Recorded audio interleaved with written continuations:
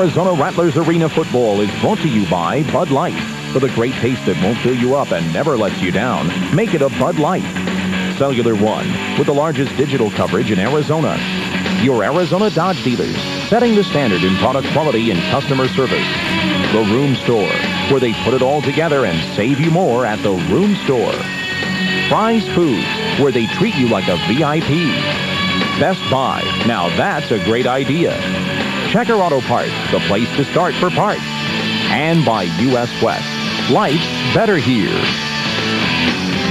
It's the board game with human pinballs, Arena Football. Tonight we're coming at you from downtown Phoenix, the America West Arena, where the Rattlers host their arch rival in the West, the San Jose SaberCats. Hi again, everyone. Tom Leander back with Ed Cunningham. Happy to be back on the WB for another Rattlers game. And Ed, the Rattlers on a roll. They've won 2 in a row, courtesy of the Houston Thunderbears, who they've beaten in back-to-back weeks. And it took overtime last week against Houston in Houston to win that game. The Thunderbears had a 36-yard field goal as time ran out, could not convert, and then Hunky Cooper makes a great interception, takes it in to give the Rattlers their second win in a row in Houston. And how about the play of Iron Mac? Bob McMillan named the AFL's Iron Man of the Week and accounted for nearly every point the Rattlers scored in the second half. He scored 20 points. The only thing he didn't do was kick the extra points. He had 2 rushing touchdowns, receiving touchdown, and a safety on the Rattlers' first sack of the season.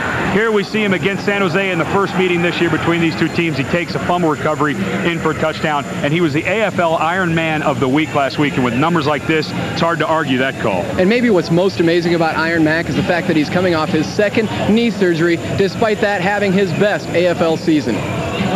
The knee injury, with today's medicine and the doctors today and everything they're coming up with, a knee injury isn't that serious anymore compared to 5, 6, 7 years ago. It's just the right moment at the right time right now for me, and Danny's got trust and belief in me right now to give me the ball, to let me run. So every time he calls my number, I just make the best of it. So Bob McMillan looks good and healthy for the Rattlers. Also shaking back into shape is Shakes. Calvin Schecksnyder missed the first 4 games with that left foot injury. He had the screw inserted, then taken out, and he's played the last 2 as he gets used to a new role with Eddie Goins, kind of a complimentary role. Eddie Goins has had a great season so far, but what they've really been missing, the Rattlers have needed a deep threat, and I think as Calvin starts to play himself back into shape, he will become that deep threat, and the Rattlers will start to use Eddie Goins and Hunky Cooper a lot more underneath. Well, Calvin can certainly play, last year's AFL Offensive Player of the Year, and he talks about his new role with the Rattlers. My first game back, which was 2 weeks ago, I was expecting some big things, and really I guess that's typical of someone who really wants to go out there and challenge himself and, be the best that he can be. As long as I continue to catch balls and get better and better as the season goes on, then I'll be satisfied with that. Well, Shakes wasn't around last time the Rattlers and SaberCats met in San Jose, and there was a lot of whining going on near the wine country, but the Rattlers had every reason to whine in that 54-50 loss. Last 29 seconds of the game, there were 3 calls absolutely blown by the officials. Carlos Brooks makes an incredible interception into the boards. The official said just an incomplete pass. The very next play, the officials miss a motion penalty by the outside receiver. San Jose goes to score on that play, which became the winning touchdown. And then as the Rattlers went down to try to score the last play of the game, Eddie Goins gets mugged by Tommy Jones in the back of the end zone. And as we take a look from the backside of Goins, you'll see why you and I were a little upset that the officials missed this call, as Jones nearly rips the jersey off the Eddie Goins. So it's payback time for the Rattlers here tonight against San Jose. A little upset, eh? They were so upset the Rattlers sent that last minute of play, the tape of it, to the league office along with Ed Cunningham's commentary. Oh, Tom, on and on. Well, they missed it. What are you going to do? You're right, and we have tape to prove it. Hey, how about the SaberCats? They've lost 2 in a row while the Rattlers have won 2 straight, and what a gut-wrenching loss last week at Portland. They gave up 15 points in the last 50 seconds, including getting kicked in the gut with a game-winning kicked field goal by Darren Alcorn. To make it even worse, San Jose had the ball with 4 seconds left. They fumble it away. Portland kicks a 50-yarder to win that one. So you're right, the karma has come around and bit them on the tail. And keep your eye on Stevie Pappin, Mr. Electricity for San Jose. He's taken 4 kickoffs the distance this season. Leads the Arena Football League in kickoff and missed field goal return yardage here against Arizona in Game 1 up in San Jose. A burst of 54 yards. A former running back, very explosive, leads the Arena Football League with over 215 all-purpose yards a game. And he is somebody who's always had a good game against Arizona. Last year in '98, he had a 290-yard all-purpose game against Arizona. So he really is the guy for Arizona to watch. All right, forget the history, forget the whining. It's all about winning tonight. The winner of this evening's contest between the Rattlers and the SaberCats takes over first place in the Western Division. Kickoff from the America West Arena, right around the corner.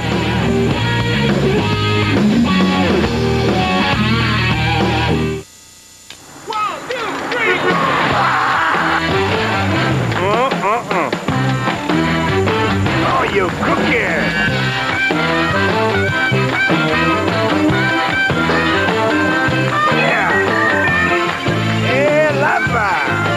Checker is your one-stop brake shop with a full line of D3 EA certified Raybestos brake parts consistent with federal safety standards.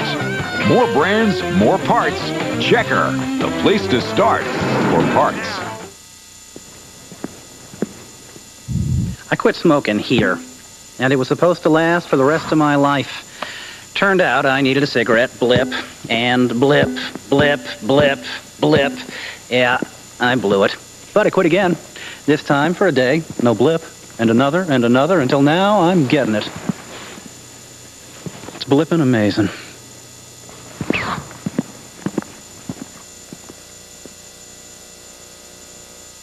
Dad. EJ, 170 million. That's a record. Think it's going to change you? Absolutely not. E.J. Tucker's never been about money. E.J. Tucker's never played for money, and money will not change E.J. Tucker, not one iota. Say, is that a Bud Light? Oh, yeah, it's last one. Oh, yeah? Well, what do you say I give you $1 million for? With a great taste that won't fill you up and never lets you down, make it a Bud Light. What do you want for that watch?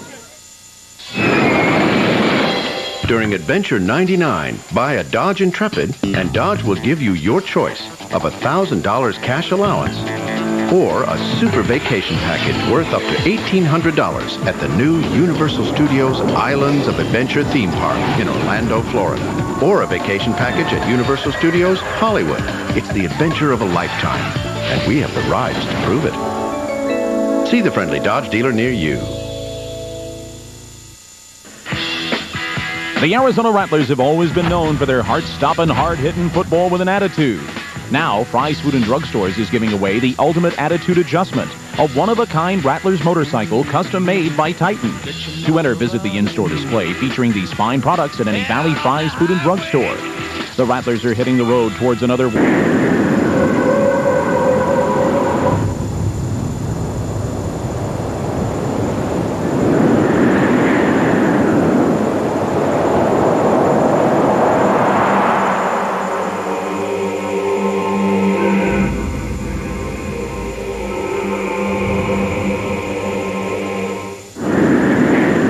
Cellular One was one of the first to bring you a cell phone. We'll be the first to bring it to everyone. Back here at the America West Arena, where the Rattlers are 3-0 in front of their home crowd in San Jose. Well, they've never won here at the America West Arena in their history. Let's check the Good Samaritan Hospital injury report. A few guys to get you updated on, including Kyle Pooler, who had surgery a week and a half ago on his hernia, so he's out another 3 to 4 weeks. Also, we have Oliver and Pahopek on the list. It looks like Pahopek will not play tonight. Bo Kelly will go in his stead. Good Samaritan Hospital injury report, followed by the Best Buy matchup. Best Buy, that's a great idea. And here are a couple of kickers who combined have not missed a point after this season. And Richard DeFelice has not hit on a field goal, but really he was brought in here because of the strength of his leg. Both him and Huerta have to get the ball high off the net because the Rattlers have to deal with Steve Paffin that we talked about in the open, and the San Jose SaberCats have to deal with Hunky Cooper, two of the best return men in arena football. So it's up to these guys to get it up high off that net. And there's Huerta, who commutes in from Las Vegas. Doesn't even work out with the team during the week, really just shows up on game night, flying in from his business in Las Vegas. That's arena football. Wow, he's got 81 kicking points on the season. He leads the Arena Football League. So it's kind of hard to argue with his system. Maybe we should start sending our kickers to Vegas during the week. Yeah, why does he need to work out with the team? Just give me an upright, and then I'm fine. Not one of these guys is going to rip the kickers. They're very important to this game, Tom. Very important. Not ripping. I'm just saying he doesn't need a whole lot of help. And I'm doing that with my tongue in my cheek. Tonight's kickoff brought to you by Brewery Fresh Budweiser. It's the Rattlers and their arch rival, the San Jose SaberCats. Rattlers 4-2 on the season. San Jose 4-3. Huerta deep in his end zone. In San Jose, he actually went down the runway. He doesn't have that courtesy here, and maybe he took a little bit too long. Yeah. Oh, no, hold on there, Carlos. We got a flag before the opening kickoff. Well, the problem is, when you're in Vegas all week, they don't have play clocks there. So you don't realize you only have 25 seconds to kick it off. It looked like he was taking forever to boot that thing. He looks a little frustrated. Maybe he'll take that anger out on the ball and reach the net. So here we go. Huerta with the running start. Up, and away we go from the America West Arena. Back to receive Hunky Cooper, but his foot was out of bounds. So a rough start for Huerta, who got a delay of game penalty, and then Hunky, who wasn't watching his toes. Well, he's only got 8 toes. Remember his accident last year with the lawnmower. So he doesn't have to watch as many. You are amazing. Game hasn't even started. I'm sorry. I haven't had my coffee yet. Donnie Davis, number 3 in the Arena Football League in pass rating, steps up to the line of scrimmage. The first play from scrimmage. Really picked it up as of late. He got pulled a couple games early, but he's really playing well now. Hunky in motion, shakes over the middle. He goes to Hunky on the crossing pattern. And Hunky cross forward for another yard. First play, first down, Rattlers. Tonight's starting lineups brought to you by your Arizona Dodge dealers. Hunky Cooper with the 14-yard reception on the opening play. Flanked by Goins and Scheckschneider, Kenny, Tucker, and Henderson, the announced starting front line. This offensive line doing a fantastic job. They've only given up 1 sack all year. That leads the Arena Football League. One thing the Rattlers have always done well is protect their quarterbacks. Actually, it's Matt Eller on the line to begin the game with shakes on the fly. They go to Calvin, and he steps out of bounds. Becomes wallpaper, courtesy of Tommy Jones. Becomes wallpaper. I like that. Wait for you to bring me. And now the San Jose defense brought to you by those same Arizona Dodge dealers. Tommy Jones, Michael Williams, their second leading tackler out of UCLA, and Sam Hernandez, one of the top linemen in all of Arena Football. Second all-time in career sacks. He's tied for second right now with 3. That time on the last play got some pressure on the legs of Donnie Davis. He's got a broken pinky on his left hand, so it'll make it a little bit more difficult for him to rush, but he's a good one. Second down, and there's Big Mac, Iron Mac. And he bowls forward, first down yardage to the 14-yard line. Bob McMillan, 5th in the Arena Football League in rushing yards this season. 5 he's taken into the end zone. Bob was a defensive lineman in college. He's just, it's kind of a new thing to run the ball. But look at the cutback by the 250-pound McMillan. Now, it was a very smart play. The unblocked linebacker on the backside was Shalon Baker. Shalon is 5'6", 170 pounds. Wait, let me do Good the math. vision by Bob McMillan. 255 goes Iron Mac. First and 10. Rattlers on the opening drive. Calvin with the running start. Donnie whips it, and it's batted into the air. Intercepted Shalon Baker. The ball was tipped and into the hands of Shalon Baker, that small little Mighty Mouse out there on the field who might have been overmatched by Bob McMillan, but was in the right spot for the interception. Donnie Davis made a mistake with his eyes on that pass. There was nothing there, so he started to look exactly where he was going to throw it. There's Hernandez getting a little more pressure. But watch Donnie Davis kind of focus in. Derek Chaucheray, the linebacker, stops running, and he sees where Donnie's going to throw the ball, so he just stops rushing. He gets his hands up, knocks it into the air to his other linebacker, Shalon Baker. Nice play by Chaucheray. Scott Wood, first play for San Jose from the line of scrimmage, and he throws it through the hands of Steve Pappen. Only the 5th interception thrown, by the way, for Donnie Davis this season. As we look at the San Jose offense, and there's Scott Wood, their quarterback, Jerry Reese, wide out along with Pappen and Baker and Derek Chaucheray, who will be part of that linebacker, fullback contingent that San Jose will throw at the Rattlers. And if you watched the first game against San Jose, you didn't see Scott Wood. He had a prior commitment, his brother's wedding, before the last Arizona game. He was the best man for that wedding as Cedric Walker comes up empty, diving for the interception. But Scott Wood was a late scratch. They didn't want the Rattlers to know throughout the week that they were going to go with their backup, Mark Grieve, and it was Scott Wood going off to be the best man at his brother's wedding, and he missed the game, and Grieve did not put up very impressive numbers. I was going to say, I think maybe San Jose was trying to fool themselves that Scott Wood wasn't going to be there. Grieve was 15 of 41 on the night, so San Jose a little better at the quarterback position with Scott Wood in there. And yet they still got the win. Just makes you scratch your head and wonder how they got the victory when a quarterback puts up numbers like that. Wood fires. Tipped into the air, and it's a souvenir. 4th down.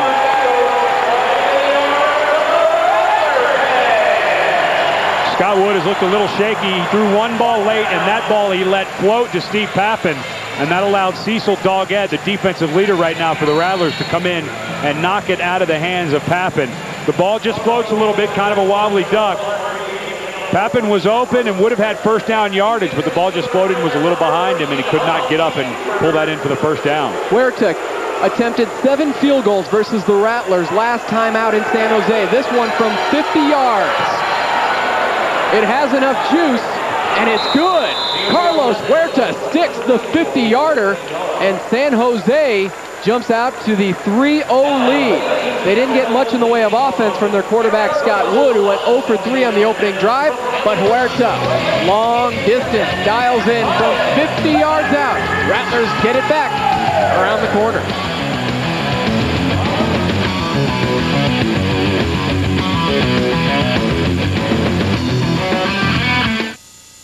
Finding the right home is like finding the right quarterback. You look for the whole package, and that's what you get with Lennar. With a Lennar home, you begin with outstanding construction and exciting design. But then, Lennar provides these Value Plus included features. Your Lennar home comes with a Whirlpool washer, dryer, refrigerator, freezer, ceiling fans, garage door openers, and many more features that other builders may call options. Your choice of Lennar locations is in the home section of Saturday's Republic. Did you find the perfect home today? What if you did? How can Bank of America help make it yours? Bank of America, put your life in motion. Did you start a business today? What if you did? How can Bank of America help you succeed? Bank of America, put your future in motion. That's a scary sight right there. That is Rattlers football at its best. Every Monday night after 7 o'clock, you can join the Rattlers for dinner at Country Harvest on the southwest corner of Priest and Elliott in Tempe. That Country Harvest, eat with the Rattlers. And he hasn't missed a snake meal recently. Made a few trips to the tattoo parlor, it looks like. You know, it's amazing, but San Jose players seem to always have good games against the Rattlers. There's his son. They both have dead snake carcasses around their shoulders. It's hard to tell that those two were father and son. They didn't look much alike. It's like Jack in the Box commercials. Is that my son? But Carlos Huerta kicked his season-long 48-yarder against the Rattlers in their first meeting. Now he kicks another season-long 50-yarder to take the lead 3-0. But we talked about Steve Pappen at the Open, how he always seems to have a career game against Arizona. San Jose always seems to step it up, and they're going to need all that help to try to get their first win ever here at America West Arena. Huerta now 13 of 26 field goal attempts, 50% in the Arena League is awfully impressive. Hunky, little trouble handling it. He's still dancing at the 5, cuts back to the 10. Hunky still up at the 15. He's to the 20, nears midfield, and taken down there by Shalon Baker. Hunky got the heartbeats going. 30 yards on the return for Hunky Cooper, 9th in the Arena League in all-purpose yardage. You know, it's hard to believe that it was 1993, way back then, that Hunky Cooper was the AFL MVP. He looks as good today as he did back in 1993. Lost a little weight during the offseason. Look at the quick feet. Great job by Matt Eller, sealing his man to the inside, letting Hunky get back to the outside. And Shalon Baker, if he doesn't make that tackle, Hunky takes that the distance. Hey, look who's in motion. Cedric Walker playing a little offense for the Rattlers. Donnie Davis looking for Cedric. Now goes deep. Calvin Schexnayder tipped away. On defense there, Jerry Reese. And the ball was headed into the hands of Calvin Schexnayder, but Reese knocked it away at the final second. Now, the reason that you see Cedric Walker in motion is because basically the Rattlers now have 2 offensive specialists with Calvin Schexnayder and Eddie Goins. So Cedric's going to have to play some offense. This ball thrown very late by Donnie Davis. He was kind of hesitant with his feet. He's kind of been bouncing in the pocket a little bit. Needs to get himself settled down because that could have very easily been his second pick on only the second possession here by the Rattlers. So Cedric Walker, 1 play on offense, and he's replaced by number 17, Randy Gatewood. That's a little bit more comforting for Danny White and his Rattlers offense to see Gatewood there. Second leading receiver on the team. Davis goes to Gatewood. Double trouble heading to the end zone. Rattlers 6-pack.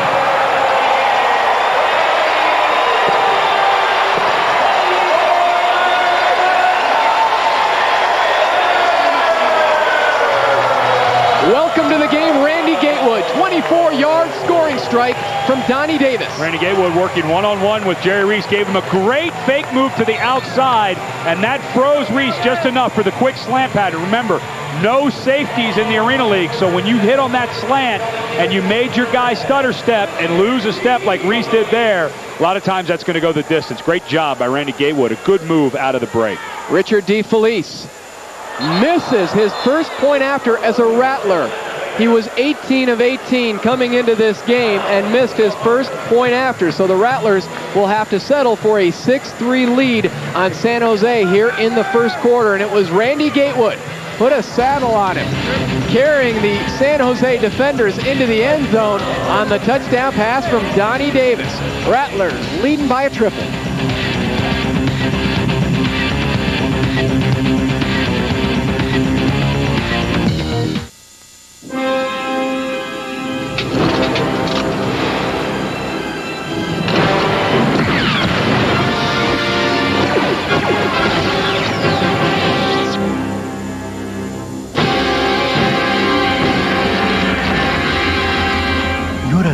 Colonel, right?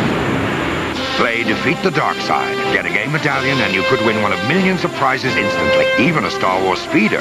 Only at Pizza Hut, Taco Bell, and KFC. During Adventure 99, buy a Dodge Stratus and you'll get your choice of a $1,500 cash allowance or a vacation package worth up to $1,800 at the new Universal Studios Islands of Adventure theme park in Orlando, Florida. Or a vacation package at Universal Studios Hollywood. It's the adventure of a lifetime, and we have the rides to prove it. See the friendly Dodge dealer near you. Arizona's Budweiser distributors remind you to drink responsibly. Know when to say when. And I think you're going to tell me when to stop drinking the coffee. Yeah. Cup number 2, and we're in the first quarter. Don't jump out of your skin, and I'll be fine. How's that? Hopped up on the bean? All hopped up on the bean. So Richard DeFelice ready to kick things off as Donnie Davis looks on from the tunnel area of the Rattlers bench after his 24-yard touchdown pass to Randy Gatewood. And DeFelice a little frustrated after missing his first point after as a Rattler. Well, let's see if he can't take the frustration out on the football, because with Steve Pappen back, you really don't want to give him a very returnable ball. Pappen, as we mentioned at the start of the broadcast, has taken 4 kickoffs the distance all the way for a touchdown. That's number 1 in the Arena League. He did it against the Rattlers, and he cleared 54 yards in a little under 3 seconds, it appeared. Here comes Pappen, flag down, and Pappen down at the 10. I believe they're going to get Jerry Reese for holding. He's the safety valve in case there's a funny bounce off the net that the returner cannot handle. Our referee tonight, William McCabe, will, I'm sure, verify exactly what Ed Cunningham was I hope he has about. an Irish accent. Holding during the run back against the receiving team. The penalty is half the distance to the goal. First down. That's the only thing you missed, is the accent. Yeah, you know, with McCabe, you got to expect an Irish accent. Holding number 5. Jerry Reese is the up back. Oh, no, Baker. they got Shalon Baker. Yep. I saw Reese blocking on Cecil Doggett earlier, but Doggett did a nice little swim move on Baker. And Shalon could only hold on with that left arm and was called for the hold. Scott Wood starting off that first drive, 0 of 3 passing. Mark Grebe-like numbers. Hey, we got to let up on that guy. And once again, a ball goes through the hands of his intended receiver, and it's Pappen. You know, Pappen had the ball that turned it over on third down last time. Pappen should have maybe made a play on that ball, but this time it just appeared that the timing is not right for this team. Scott Wood just does not look very comfortable. Joe Birch gets a hand up late, but really not a ton of pressure on Wood. A very wobbly ball and got there early on Steve Pappen. Was there another wedding that we didn't hear about? Is that Grebe actually? Oh, let's lay off there. 2nd and 10. Wood, long ball to Reese, caught. Carlos Brooks brings him down at the Arizona 10. But Scott Wood threw up a floater, 36 yards, the connection to Jerry Reese. Good pressure by Joe Birch. Oscar Sturgis comes in. Joe Birch knock him right on his keister. But hangs in long enough to throw another wobbly pass. Not getting very good spirals on, but Reese had a great post move on Carlos Brooks. Got enough separation that even though the ball was slightly underthrown, a good enough move by Reese to get under that one. First completed pass by Wood. He's looking for number 2, and it's batted down. Pressure there by Joe Birch once again. He and Ingram over there on the left side of the line. Perhaps Joe Birch is hopped up on the bean as well. They can't hold him back. Joe, one of the guys who was an offensive lineman at Texas Southern, was actually a third-round draft choice by the New England Patriots as an offensive lineman, and has really turned himself into a very good pass rusher. He's what we call an effort guy. He doesn't have a lot of great moves or anything, just constantly goes hard, 100 miles an hour every play. In motion is Reese. 2nd down. Wood, a BB to Shalon Baker, touchdown San Jose.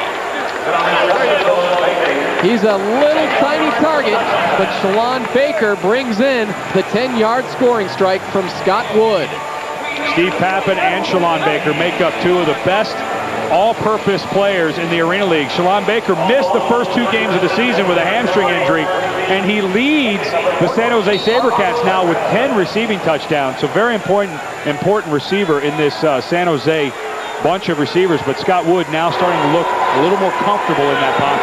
Carlos Huerta for the point after, and he is this season 46 of 46 point afters. We talked about DeFelice coming in making 18 straight. How about Huerta, 46 in a row? But it's Shalon Baker with the touchdown reception, his 10th touchdown reception of the season, and San Jose retakes the lead. 10-6 here in the first.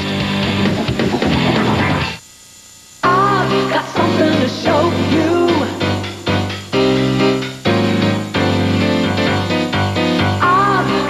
To show you.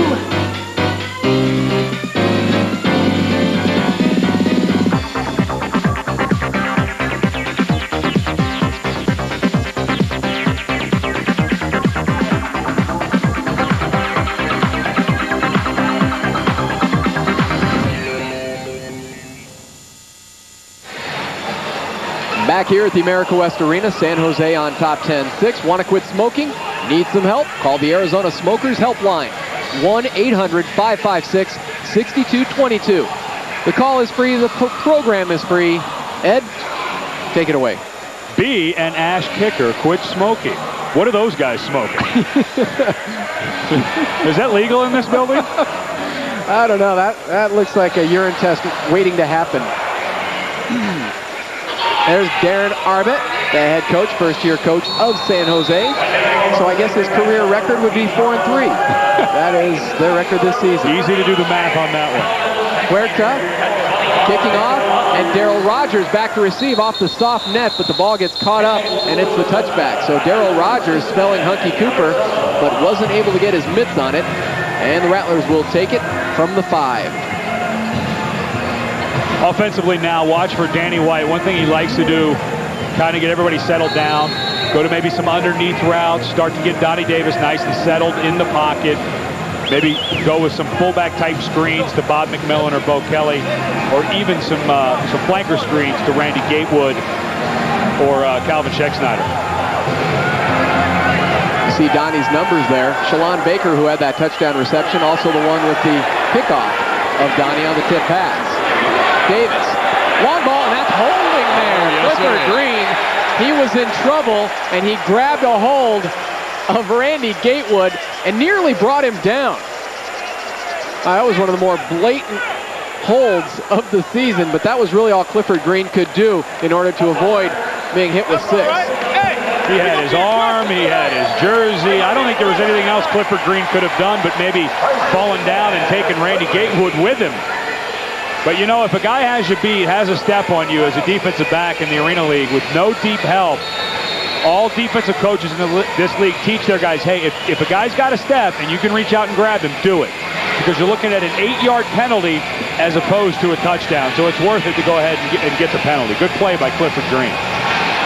Played in NFL camps with the Lions and the Bills. That's where he learned his trade of pass interference. Over the middle, and that should be number 2. He didn't get it. Oh, that should have been number 2. And Randy Gatewood having a nice little battle with Clifford Green. You know, it looks like Clifford Green's running his yap more than Randy Gatewood. You know, Cliff, you're the guy who's held 2 plays in a row. Maybe you should just be lucky you didn't get called and go back to the huddle. Because you're right, Tom. The end of this play. Oh, wow.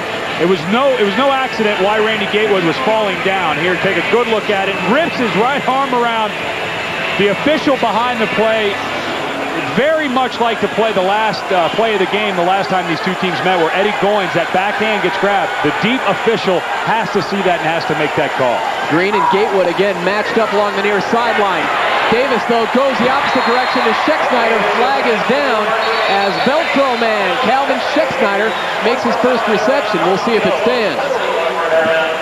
Oscar Sturgis, pointing in the direction of San Jose, said it's a penalty against the SaberCats. Well, of course he is, Tom, because if it's against him, he's got to, start arguing his case. But look at the linemen. Those big, hefty linemen of San Jose, they're moving. Yeah, you don't waste energy unless you know it's against you. That's always the obvious indication. Outside rush, number 33 on the defense. The penalty is declined. First down. Mike Jones, who just joined the San Jose SaberCats, was called for an illegal rush. The linebackers are only allowed to rush between the guards and the centers. If they go outside of the guard, it is an illegal rush. Very strict rules on how you can rush the passer in this league because there's 4 rushers and only 4 blockers, so they're trying to protect the passer. There goes Mike Jones. He rushes to the outside of Kelvin Ingram. A good call by the official. So Shakes actually makes his second reception. That one going for 15 yards. Darryl Rogers, the former SaberCat, in motion. Played 3 years in San Jose. The give to Bo Kelly, Rattlers' all-time leading rusher. Along the sideline for another Rattler first down. I love the call by Danny White. Just a quick hitter to the left side. The defense was very confused. They were coming on their pass rush.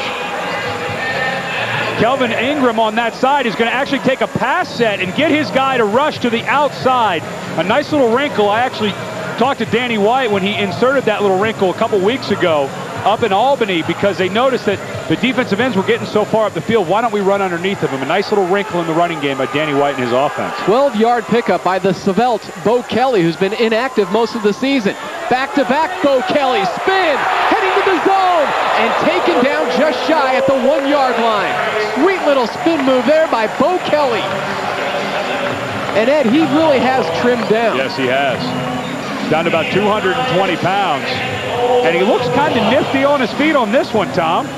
Tommy Jones is going to come up from his cornerback spot. Look at the spin move. Leaves Tommy Jones grabbing for air, but what great hustle by Ken Talanoa, former Arizona State defensive lineman, to get downfield. If he's not hustling, that's a touchdown for Bo Kelly. 2nd and goal from the 1. Why not give it to Bo? Oh, upended by Jerry Reese. The Rattlers with their 4th rushing play, 26 yards so far on the ground, but Bo got flipped over before the goal line. And here's why Danny White is going with the running play. Again, a good play by Jerry Reese to go low on Bo Kelly. But the Arizona Rattlers lead the AFL with 34 rushing yards per game.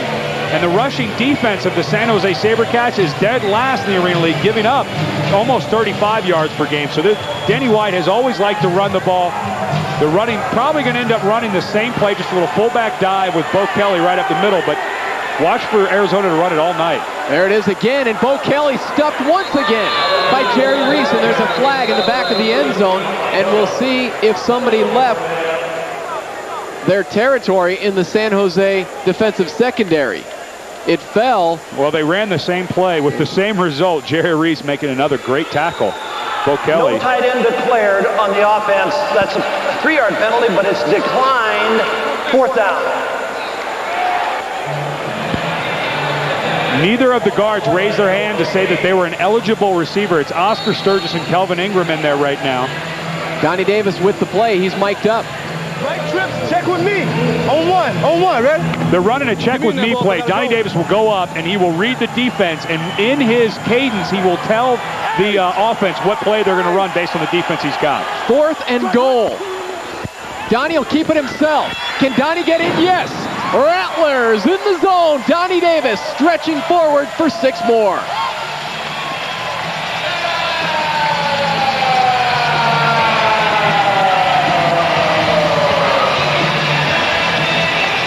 Back to back, the Rattlers and SaberCats go. Donnie on the keeper. The reason Donnie Davis, remember it was a check with me play, decided to run this to the right was he knew that Bo Kelly could get out there on Jerry Reese. But you know what, Tom? He miscounted because he didn't account for Mike Jones, the linebacker, on that side. And that's why Mike Jones was able to get through. Donnie Davis very lucky to get into the end zone as Mike Jones was tackling him right at the goal line. And time has run out here in the first quarter, so we will have to wait until the point after is attempted by Richard DeFelice. As we end the first quarter, it's the Rattlers taking the 12-10 lead on San Jose. Donnie Davis with a little extra burst of energy to get past Jonesy. Rattlers will try to make it a 3-point lead when we come back to begin the second quarter.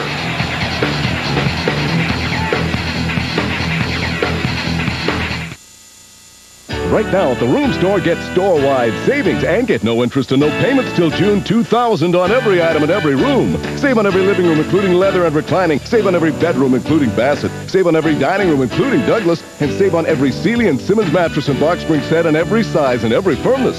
Don't miss store-wide savings and get no interest and no payments till June 2000 only at the Room Store. We put it all together and save you more at the Room Store. Quick and easy meals begin at your neighborhood Fry's.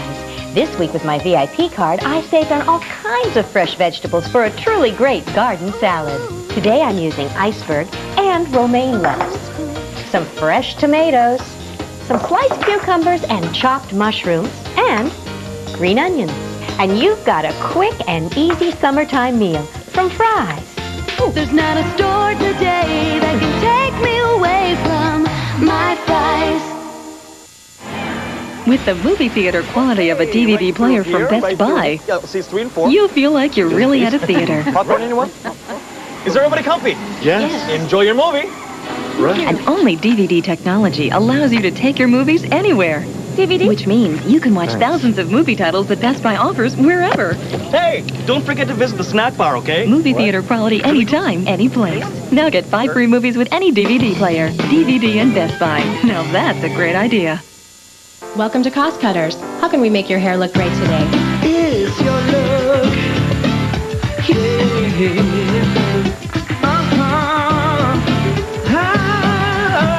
At Cost Cutters, the look you want is the look you'll get. It's your look. So visit Cost Cutters today and tell us, how can we make your hair look great? Cost Cutters, your look, your way. Martin's upset when his boss hires a co-host. I do my show the way you make love, alone. But that was before he met his new partner. She looks nothing like you said. What did I say? You said she looked like Cole in a dress. Now Martin's thinking of cheating on Gina. She grab the ears. You know what that means when they lock down on the ears? It's on like popcorn. Will he be able to resist? Pray for me. On the next Martin. Tonight at 11 on WB61 and Cox Cable Channel 6. So while we were away, Richard DeFelice did indeed kick the point after, and the Rattlers have a 13-10 lead on San Jose as we head to the second quarter here at the America West Arena. And the Phoenix Airport Hilton is the official host hotel of the Arizona Rattlers. They give us the next 3 games, and they are all on the road. Got to go to Tampa Bay, who beat up on Orlando today, then into Nashville, which you'll be able to see here with Tom and I, and then up to Portland. Of course, Portland pulled out that last-second victory against San Jose last week, so 3 very tough road games in a row for Arizona. And of course, last week they were in Houston, so 4 of 5 on the road. This is their only stop at home during this 5-week stretch. Rattlers on their previous drive, 7 plays, 45 yards, and 4 minutes, 39 seconds. Of those 7 plays, Ed, 5 were on the ground. And you really pointed it out that Arizona's #1 in rushing offense, not what you would expect from former quarterback Danny White and his offense. As we take a look at the total yards, San Jose's really struggled in the first quarter all year. They've been outscored 84-42, doubled in the first quarter. Right now 13-10, but you're right, Tom. Danny White has always liked to run the ball, but remember in the Arena League, especially when you get down inside the 10-yard line and then the linebackers become part of the pass defense more, you have to run a little more. He's always taken advantage of that. Rattlers also with 6 first downs to San Jose 1 in the first quarter. Pappen met and thrown to the mat by Cecil Doggett.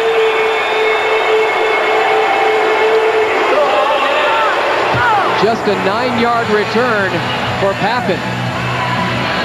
I guarantee you a challenge was laid down all week to the kickoff coverage team.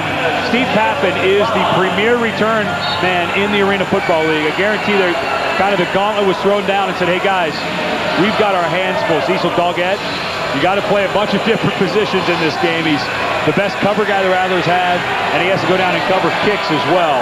Nice job by Cecil on the tackle on that very elusive man. Wood, 2 of 7 in the first quarter passing. Another lame duck, nearly intercepted by Doggett. And give a lot of credit to Steve Pappen. As Scott Wood picks himself up off the turf again. He's been knocked down several times so far in this game. But give a lot of credit to Pappen as we look at the pressure. Bob McMillan, a bunch of guys there. There's Matt Eller coming in late, but Bob McMillan doing a good job. But right there at the last second, you could see the right hand of Steve Pappen come over. He now becomes the defensive back because that ball was intercepted all the way. Nice job by Pappen. Rattlers defense credited with only 2 sacks this season, but they have put on a ton of pressure. Shalon Baker brings it in. Cecil Doggett was there at the point of contact when Shalon Baker made the connection with Wood. Big pickup for San Jose as they enter Arizona Rattler territory on the 26-yard pass play. Wood to Shalon. Great one-on-one matchup. Shalon Baker against one of the premier cover guys in the Arena League, Cecil Doggett. Doggett had great coverage on him, but Baker able to come down with that one. Again, though, Scott Wood just a little late on the throw, and that gave Doggett just the amount of time he needed to get over there and get a shot on Baker right as he was catching him. First down, and it's Baker in motion. Wood, lots of time, throws it away. Actually, the pocket did collapse at the last second. Eller and McMillan with the Rattler pressure. Rattlers came up with 2 sacks last week against Houston, their first 2 of the season, but one thing they've done all year is get in and around the quarterback. When you start falling down around somebody's feet, Scott Wood's getting very nervous in that pocket. You've got Matt Eller, 6'6", 280, falling down around your legs. Scott Wood's feet start to get a little shifty in the pocket, and maybe that is why he's starting to throw the ball late, and only 3 of 10 to start this game. That's exactly right. Maybe that's why he's 3 of 10. Those hits will take their toll. They will stop play, and Tony Henderson is down at the 20-yard line, but gets back up. He was clutching his knee and has gotten back up. We'll see what the penalty is all about. Number 55 on the offense, 3-yard penalty, remains second down. Sam Hernandez along the San Jose offensive line. Hey, wait a minute. You want me to rush the passer, be one of the best rushers in the Arena League, and you want me to line up and play offense? And get paid what? And stay on sides? It's a lot to ask, don't you think? Wood, by the way, has been hit 3 times and hurried twice more by the Rattler front line. McMillan up the middle. They go to the screen play, and it's Hernandez. Maybe that's why he was in motion. Touchdown, San Jose. He was just a little jittery because they had a play designed for AFL's top lineman. Checks in as the tight end, and boy, they had the Rattlers rush coming full force, and they go to the screenplay, Sam Hernandez. Defense very difficult. Sam Hernandez, the left guard. He lets Matt Eller go, releases underneath of him. Eller tries to knock it down, but watch the block downfield right there by Shalon Baker on Cedric Walker. A great job by Baker downfield to spring Hernandez for the touchdown. Point after is good by Huerta, who still remains perfect. 47 of 47 this season. Sam Hernandez, 21-yard screenplay for the big lineman. He knows how to take it to the zone.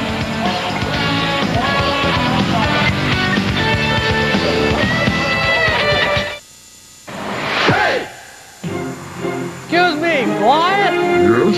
Can I get a bite of that Subway foot-long sandwich? No. Okay. Big appetite? Go to Subway. Our footlongs are meals in themselves with your choice of meats and veggies. They're bigger than any burger. Stop by Subway's Sunday Yard Sale. For a limited time, get 3 regular footlong subs for only $9.99 every Sunday at Subway. Subway, the way a really big sandwich should be.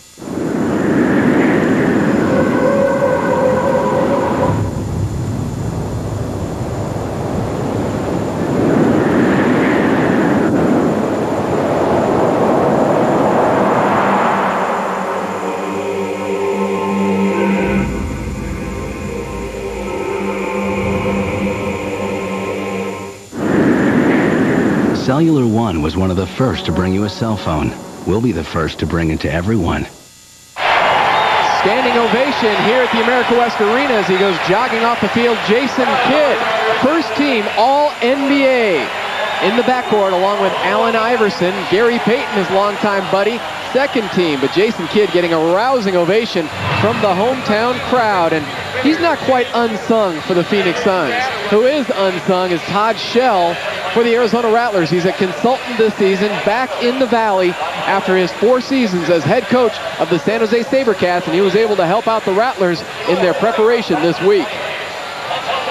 Well, I think it'll help him quite a bit. You know, I especially during the week, when Doug and I talked earlier in the week, I was able to give him some things that I thought you could do against San Jose, some of their weaknesses, some of their strengths, and, you know, obviously he's seen that on film, and we've played him enough times that he knows them as well, but, you know, inside of some of the players and what their weaknesses and strengths are. So Todd Shell helping out the Rattlers this week. He had 4 years with the SaberCats, overall record of 28-28, and that first season in San Jose, he took them to the Western Division title, but now he has some new business interests here in the Valley. And watch his son Tanner play basketball at Arizona State. The kick hits some iron. Calvin Schexnayder loses it inside the 5 and falls at the 4. Wow, crazy kick. Little heavy metal kick by Huerta. Schexnayder, the backup return man, was able to grab it off Danny White is telling the official the stands come right up against the nets there, and when it hits that and goes through and hits, you can see how much of a bounce it took off of that iron. It's supposed to be called a dead ball. Very dangerous play. Remember, when it comes off that net, it's live, and if somehow, some way, right there is where it hits the guardrail in front of those fans. Supposed to be a dead ball, but that's very dangerous for the Rattlers because if San Jose recovers, it's their ball inside the 5. Donnie Davis with 1 passing touchdown, 1 rushing touchdown. A flip to Hunky Cooper. Hunky Cooper with the Rattler first down. So San Jose with their scoring screen to Sam Hernandez. The Rattlers go to Hunk. I think Danny White says, okay, you want to run a little screenplay? We can run the screen. The Rattlers have run the screenplays to receivers, to running backs. This time Hunky Cooper comes in from his slot position to get it. They've run it to fullbacks all year long. They've been very successful with the screenplay. That time able to pick up 12 yards on the play. You see Donnie's numbers. What a star he was in high school. National Player of the Year in North Carolina. His high school went 55-2 during his 4 years as their quarterback. And Donnie with the airmail. Incomplete, though, to Calvin Schexnayder. Calvin unable to shake Jerry Reese at all. Makes you wonder if he is 100% healthy. If you've watched Rattler football for any of the last 3 or 4 seasons, it becomes commonplace to see Calvin beating guys down the field by 3 and 4 yards. That time, Jerry Reese was step for step with Calvin the whole way. It was almost like Donnie Davis said, you know what, Calvin?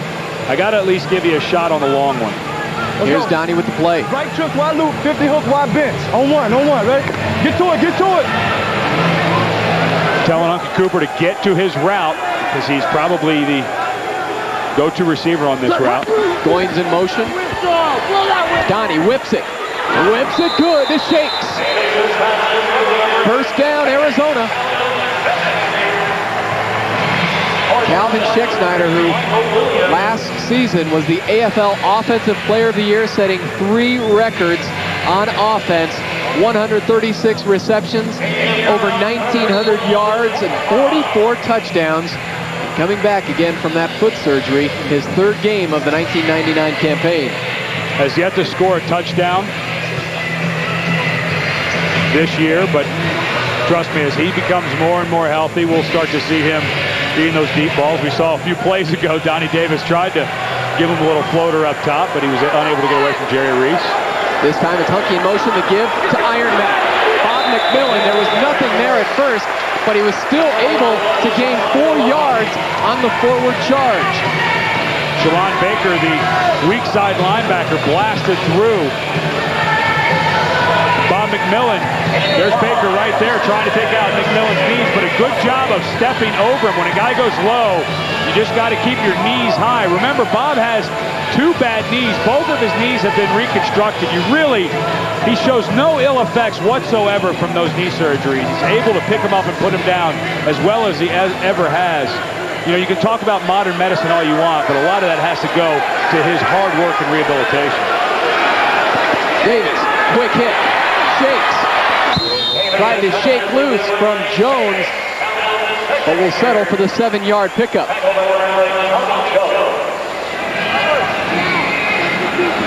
You know, his name is Calvin Schicksnyder, and that's how he got the nickname Shakes. But I would like to argue, watch after the catch. Now all of a sudden he throws that little shake and almost able to break away from Tommy Jones. Right there, he knows that the defensive back is coming up behind him, and he's already making the move as he makes the catch. It almost breaks that free. Give him 8 yards on the reception, and it's 2nd and 2. Shakes on the fly. Davis, deep drop. Fires, complete to Hunky Cooper along the boards, and it should be enough for a Rattler first down. Donnie Davis really starting to get into a rhythm here, Tom. That time he was knocked down, but still able to find Hunky Cooper. So it is a first down for the Rattlers as we are joined 7 minutes to go here in the 2nd quarter by Mr. First Team All-NBA, Jason Kidd. Thanks for coming up. Thanks for having me, Tom. How you guys doing? We are doing very fine. Very proud to see you make first team over your guy, Gary Payton. Well, that was, a great honor. My teammates helped me through this season, and, if anything, I went in individually is also a big credit to my teammates. Donnie Davis on first down, looking for a Hunky, but it falls incomplete. How many Rattler games you been to, Jay? This is my first. First Rattler game? Yes. What do you think? I think it's exciting. I mean, they know how to put the ball in the end zone. They know how to score points. So, I mean, it's exciting for me, and I think for the fans, and that's why they draw so well. You know, this is not a defensive league. I don't know if you've noticed that yet, but a guy who's known for his defense around the league, I mean, can you get into a game like this with no defense? Yeah, I mean, they try. For them, you got to give them a lot of credit because a lot of them are playing, both sides of the ball. So, they're great athletes to be able to do that. So, I think that's the key. 2nd down now for Donnie. Fake pitch. Goes the other way. It's Matt Eller. Rattlers six-pack.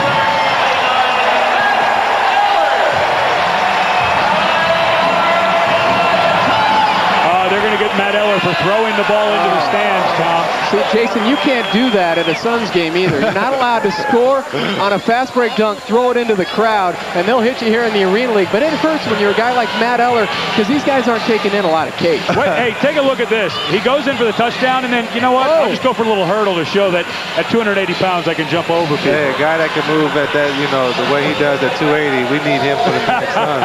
I just hope they got a shot of that up in the air. It looked like a Heisman pose. Matt Eller. So, Ed, as you said, two teams can play that way. Last time it was Sam Hernandez on the screenplay, and this time Matt Eller as they mark off the unsportsmanlike conduct, don't throw the ball into the stands penalty. I wish we could do that in the NBA. That would be kind of fun. You know, it probably wouldn't hurt, you know, jacking it up into the upper deck. You might get some more fans coming in and walking home with probably it's more for you to sign. Collective bargaining agreement. If you look at the fine print, it says every ball you throw in is another $1,500 fine or something. It's probably in there somewhere. David Stern would probably put it in there. He would. He'd find a way.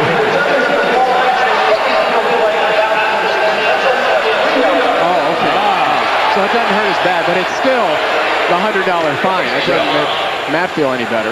Oh, it's not like Coach Haynes. When we take a charge, we get $100, so he gets $100 for... You're supposed to be quiet about that. That's salary cap stuff. Is that okay? Oh, he just got back from his free trip to Las Vegas. So yeah. It doesn't matter. Or Don to Nelson Hawaii. paid for that. Yeah. You stayed at Donnie's condo. I was asking Coach Haynes where my trip was. Point after by T. Felice is good. Lennar Holmes donates another $25 to Rattler Charities. Want to stick around a little bit? Yeah, I'll stick around. You got nowhere to go. Yeah. You're staying for the duration. Jason Kidd will be back with us. 5:24 to go. Rattlers back on top of the SaberCats. How about Matt Eller? First touchdown of the season. Take it in, big fella.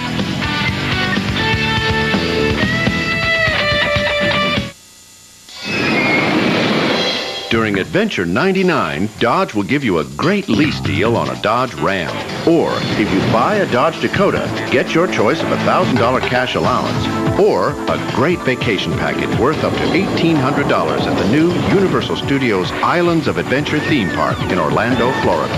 Or a vacation package at Universal Studios Hollywood. It's the adventure of a lifetime, and we have the rides to prove it. See the friendly Dodge dealer near you.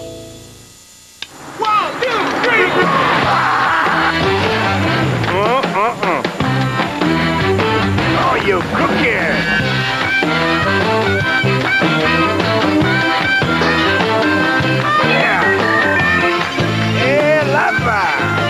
Checker is your one-stop brake shop with a full line of D3 EA certified Ray-Vestas brake parts consistent with federal safety standards. More brands, more parts. Checker, the place to start for parts. It's WNBA basketball time again. The Phoenix Mercury's home opener is Monday night against the Sacramento Monarchs, 7 o'clock here at the America West Arena. Ticket information at 602-252-WNBA, or you can call Dillard's 480-503-5555. Mercury home opener on Monday here at the Purple Palace. You know, I didn't know, Jason, that you guys have co-ed lockers here at the America West Arena. I was just in your locker room earlier watching some film. You may not want to sneak in there to try to grab some out of your locker. Yeah, Jennifer Gillum is taking over your spot. Knock on the door before you go in. Well, normally in the morning we come down to work out, and you got to, kind of tiptoe in there because you don't want to run into somebody. Right. Once again, Jason Kidd joining us here on the WB as the Rattlers have a 20-17 lead on their arch rival, San Jose. Again, San Jose has never won here at the America West Arena. This is their 4th attempt. Steve Pappen, he's taken 4 back this season and still does not get there, and it's fumbled. Do the Rattlers have it? There is a mad scramble inside the 10-yard line. Ingram and Rogers think that the Rattlers have it, and the scrum is on. A great play by Cecil Doggett that time. Cedric Walker came in to wrap up Pappen, and as he did so, Doggett went for the ball and was able to rip it out. It looked to me, Tom, like the Rattlers got a hold of it. Shalon Baker does not have it. We're going to just start taking out the players who don't have it. There's some gouging and some kicking and some scratching going on right now. Rattlers have it. Hey, he's not allowed to smile. We're going to have to mark that one. I can't remember the last time. 5 minutes left in the second quarter, and Danny White's smiling. Again, Tony Henderson coming out of the pile. Well, the biggest guy on the bottom of the pile should always get it, so we're not giving much credit to Tony, but give a lot of credit to Cecil Doggett. He comes up on the right side of your screen. Cedric Walker wraps him up, and Cecil Doggett pulls that ball out, and then it's just a mad dash. There's no question Tony stole that from somebody. Steve Pappen. Nobody has right it. On the bottom. There's no way Tony Henderson has that ball right there, but he came out with it. So the way you're built, Jason Kidd, did you ever play any football? I mean, No. you look like you'd be quite the free safety. Flag football. That's as close as I got to playing football. My parents really didn't believe in football.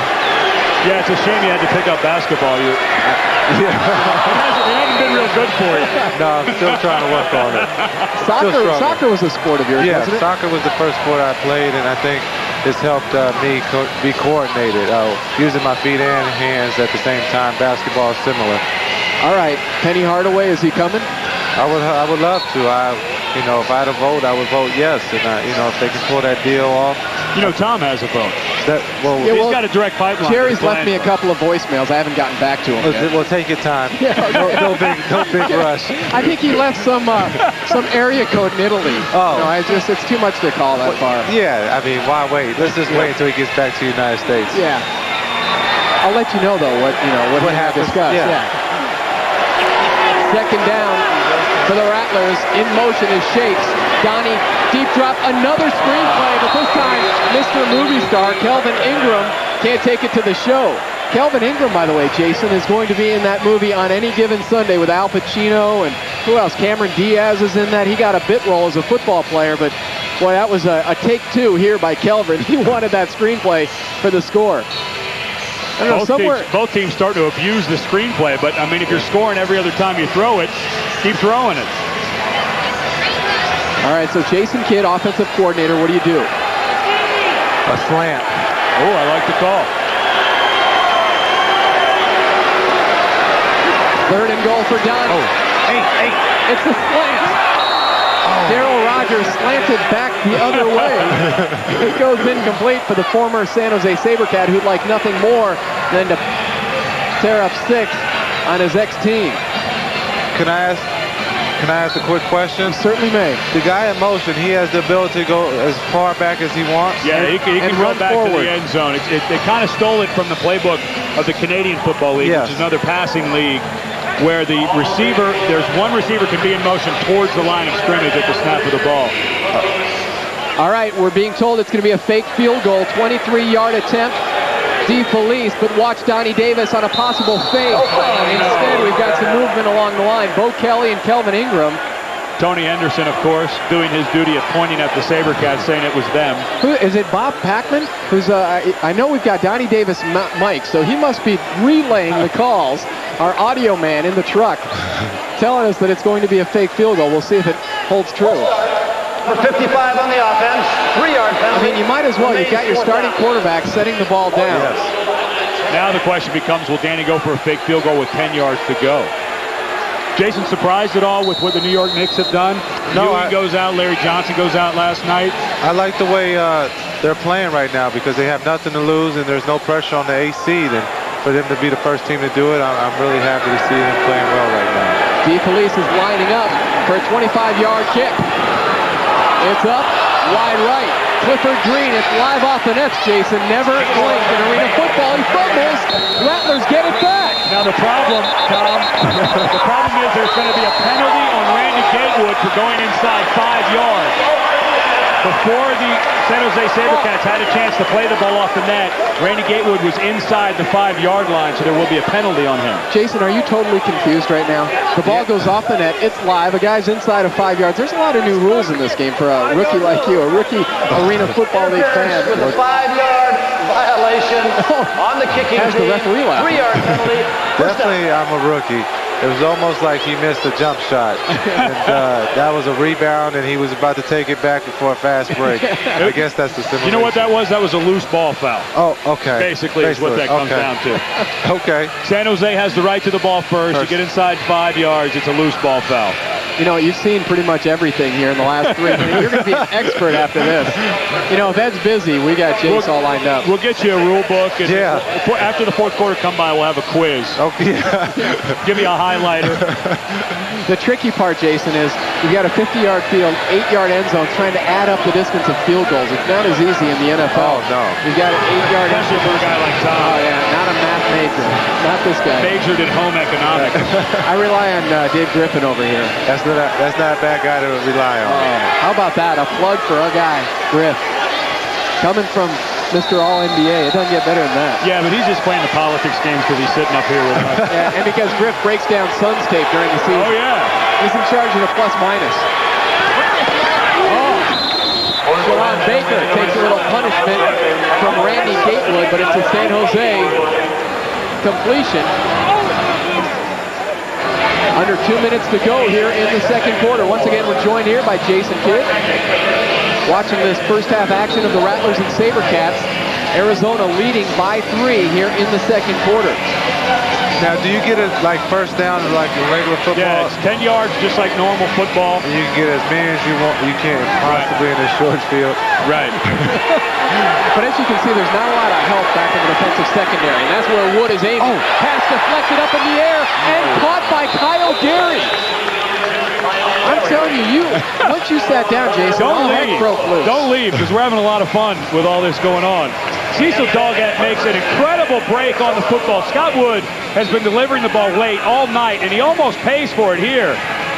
But the luck of the Irish, I don't know if Wood's Irish or not, but he got a lot of luck here because Doggett does a great job knocking it away from Baker, but Kyle Gary, again, I know Gary's not Irish, but he gets a nice break there.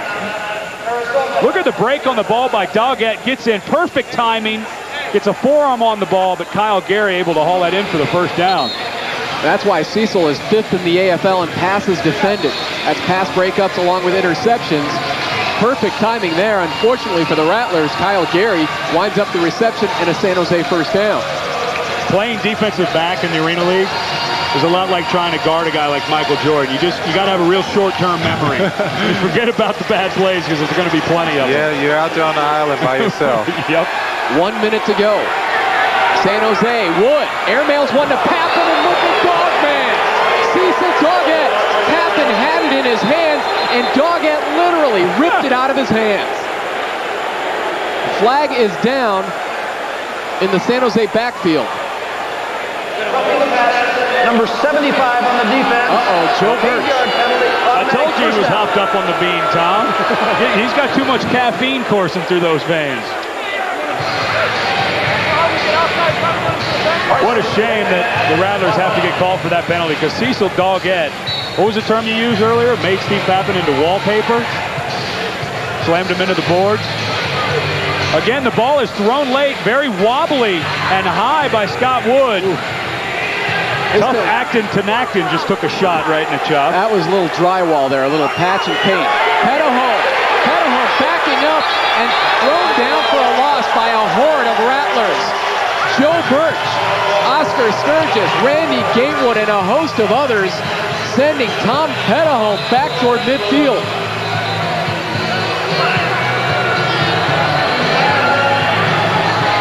Tom, this play got uglier and uglier as it went on. At that time, Pettiholm's got nowhere to go, so I'm going to try to spin out and make something happen. He should have maybe just taken the 1-yard loss instead of the 4-yard loss. Hey, Jace, what are you doing this offseason? I know you're going to be heading to Orlando. You have the World Championships coming up in San Juan. You guys will get together for a little training camp. When's that going to be? July 5th, we take off for Orlando, and we spend a week together to get to know each other. I think it won't take long. Disney World?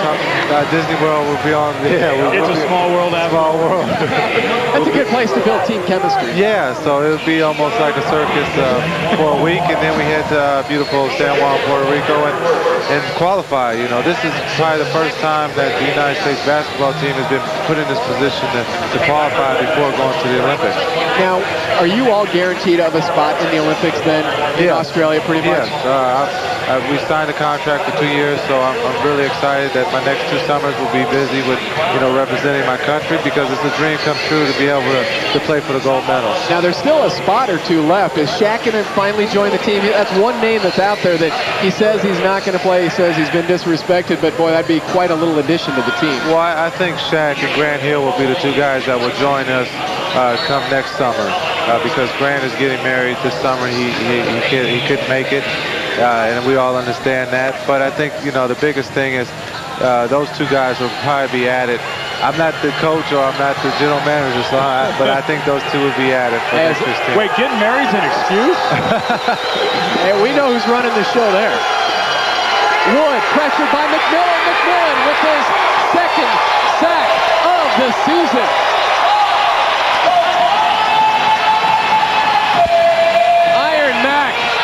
to Scott Wood.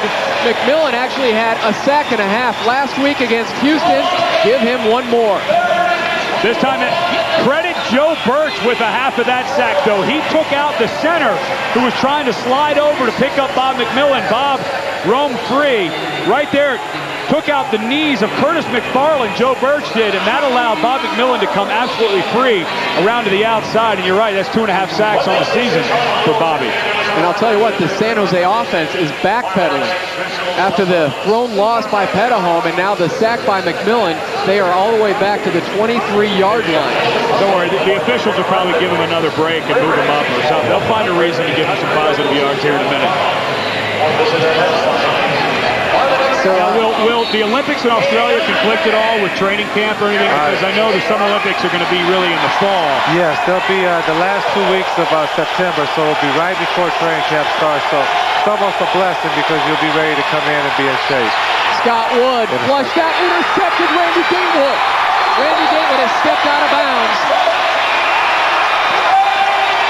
And that is Randy Gatewood's first interception of the season. He is the Rattlers' all-time leader in INTs, but that's his first of the 1999 season. He had 5 interceptions back in '97 when he was first team All-Arena Football League. But Scott Wood has finally paid the price for being late on every throw. You cannot be late on an out route. Randy Gatewood is squatting, waiting for Woods, flushed out of the pocket again by Joe Birch. What a tremendous game by number 75. But you just can't throw the out route late. That time he was looking for Kyle Gary. And this time Scott Wood pays with the INT to Randy Gatewood. I think as we look back on the tape, too, we'll hear Jason Kidd call that. You saw that INT transpiring. 30 seconds to go here in quarter number 2, and the Rattlers holding on to their 3-point lead. Donnie rolls to his left, flag is down, throws the opposite direction, and McMillan in and out of his hands, but again, flag down on the play. I liked how you played the politics game about going into training camp ready. Yes. You mean you're going to go into training camp dead tired, your knee sore, probably have a sprained ankle going in. Well, as a veteran, you kind of can get away with those type of things. The first couple of days, Coach James won't work this hard, but coming out the last 2 weeks, you want to make sure you're physically ready and mentally ready. So I'm going to use the Olympics as a gear to get ready because I want to win, a world championship. It'll be awfully interesting to see all the great players that will be there in the Olympics, knowing that you guys are a few weeks away from competing against each other, right? On a nightly basis. It'll be interesting to see kind of the dynamic that comes out of that. Well, I think the biggest thing is we'll tease each other, that when I come to your city that I'm gonna, do the same thing that I'm doing to you now, or vice versa, that you hope that he doesn't come to my city or he's tired or he's hurt because, he lit me, he treated me bad during, the week of practice. So we give each other a hard time, but it all comes down to having fun. I don't know if you ever read the article. Michael Jordan to this day still says the greatest game he ever played in was actually one of the games they played in training camp getting ready for the Olympics in Dream Team number 1 as Hunky Cooper and Michael Williams get tangled up. But Michael Jordan said it was a great game. Chuck Daly threw the ball out there, and it was Michael's team against Magic Johnson's team, and they had at it for an hour. And Michael Jordan recounts that as one of the greatest games because it really was a battle of pride. And, of course, MJ's team came out on top, too, which is why it's a great memory for him. Yeah, well, if he would have lost, he probably would have never talked about exactly. it. But you're right. You got 12 of the best players in the world going to represent their country, the United States. And I think, when we have to practice against each other, we're going to give each other a heck. But when it comes down to it, it's all in fun. Donnie whips it good to Shakes. And Calvin gets inside the 20-yard line with 15 seconds to go. So the Rattlers will try to punch it into the end zone, or at the very least, move up an inch closer to the goal line for Richard DeFelice to end the first half. Look for Danny White to try to punch us into the end zone. DeFelice was brought in for the strength of his leg, not his accuracy. He's 0 for 5 on field goals so far this season. Good job by Calvin getting out of bounds as soon as he got as many yards as he could to stop the clock. So again, 15 seconds left to go here in the first half. Danny White's Rattlers on top by 3 over San Jose, and it's Sheck Snyder on the fly. Donnie lobs it to Calvin. Jump ball out of the end zone. And it will be 4th down now for the Rattlers. And decision time for Danny White. Yes, it is. Still a lot of time. Jason Kidd, in 10 seconds, a lot can happen in the Arena Football League. The Rattlers could still try and move ahead, get a couple quick plays in here in the final 10 seconds. Let's not blame all the field goal woes on Richard DeFelice, though. Coming into this game, combined, the Rattlers kickers, they've gone through 3 so far this year. They are 1 of 10. And you know what? You might want to look for another fake try. They didn't get to try it last time out. They will fake it. So says our truck. Yes, indeed, Donnie Davis. Donnie Davis heading to the end zone. Donnie Davis falls at the 2-yard line. 4 seconds to go. Oh, credit to guys in the truck. Isn't it nice to have a wireless mic on the quarterback? Way to go. Dan Seekman, Scott Rogers, and I believe, isn't that Bob Hockman in audio? Is that Bobby back there? Randy Gatewood is the up back, gets downfield, a nice block, kicking his guy out. Donnie Davis gets as much as he can and then gets out of bounds wisely because the clock would have run out. If Donnie had not gone out of bounds, although the Rattlers have a timeout, I don't think he would have been able to call it in time. 37 man, let's go. Couldn't quite hear the play that Danny White called. Let's see if we can hear it here. Wax right, X loop, hits 37 man. On one, right? Get in there, Bob. So this could be the final play of the half. 2 yards from Pater. Check Snyder in motion. Donnie pitches to Big Mac. Here comes Iron Mac into the end zone. Iron Mac with the Rattlers 6-pack to end the first half.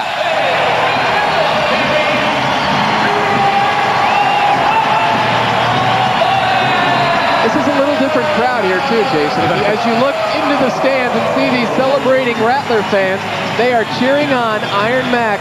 2-yard touchdown burst. Toss sweep into the strong side of the formation so that all the defensive backs have wide receivers in their face. McMillan finds his seam and takes all 255 pounds into the end zone. DeFelice on to the point after. Last play of the first half. Give it to him.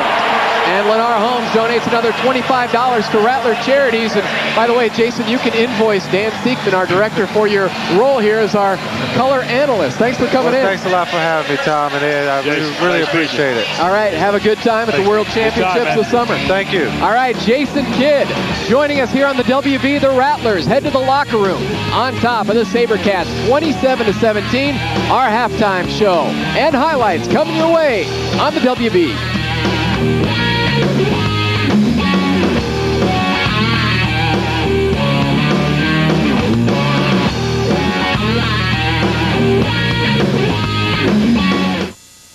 I just got one of those new websites. You sell bait. Why do you need a website? Well, it gives folks a chance to check out our different lures, flies, and tackle. You still sell worms, don't you? 30 different kinds. You know, US West Decks built my website and then drives customers to it with a link from uswestdecks.com Internet Yellow Pages. Nice boat. You just get it? Yeah, pulled in some new business. Now we have even more tools to build your business. US West Decks. Yeah, folks, there's some turbulence reported ahead. We're going to climb to 30,000 feet.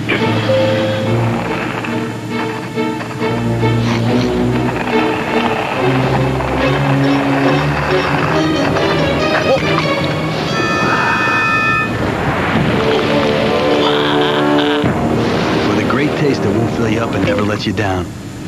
Uh-oh. Make it a Bud Light. Sir, I'm going to have to ask you to return to your seat. I've got something to show you. I've got something to show you.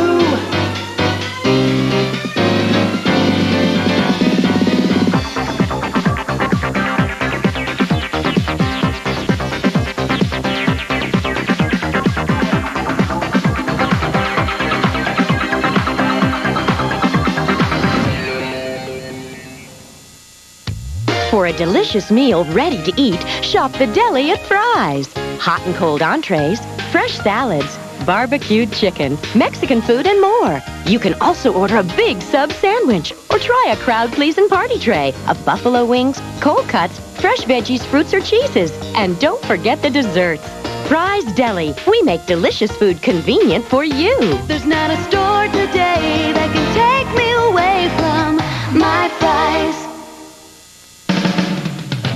WB61 Rattler's Tale with Eddie Goins.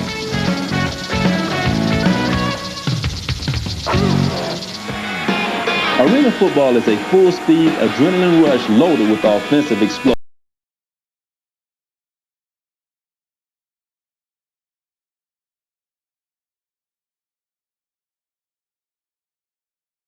The Arena League.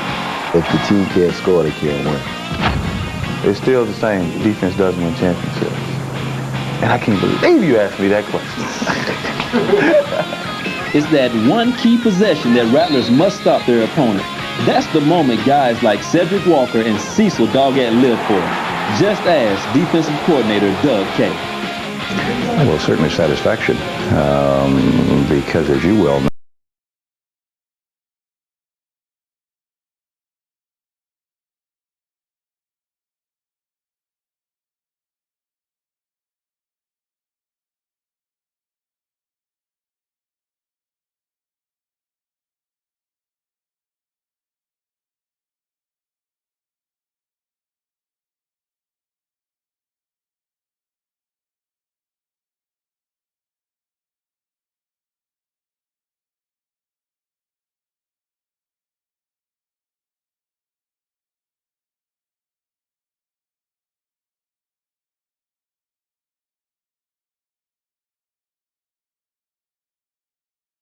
And his crew take a lot of pride in their work on the field.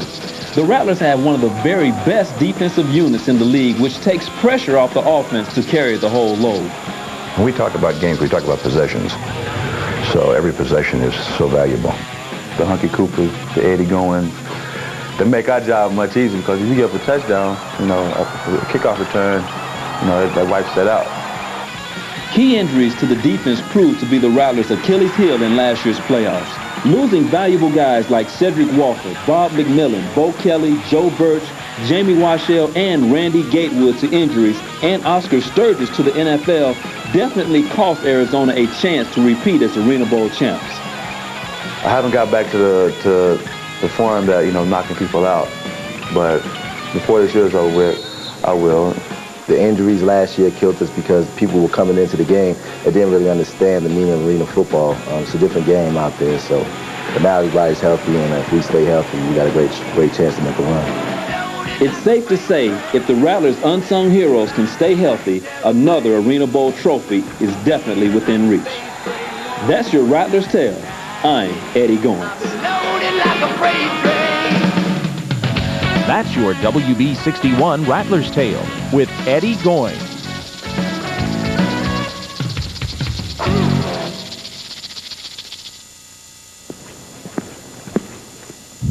I quit smoking here, and it was supposed to last for the rest of my life. Turned out I needed a cigarette, blip, and blip, blip, blip, blip. Yeah, I blew it. But I quit again. This time for a day, no blip. And another, until now, I'm getting it. It's blipping amazing.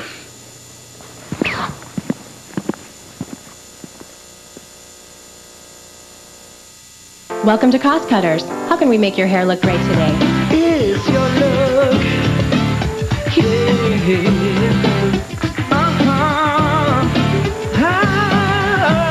At Cost Cutters, the look you want is the look you'll get. It's your look. So visit Cost Cutters today and tell us, how can we make your hair look great? Cost Cutters, your look, your way.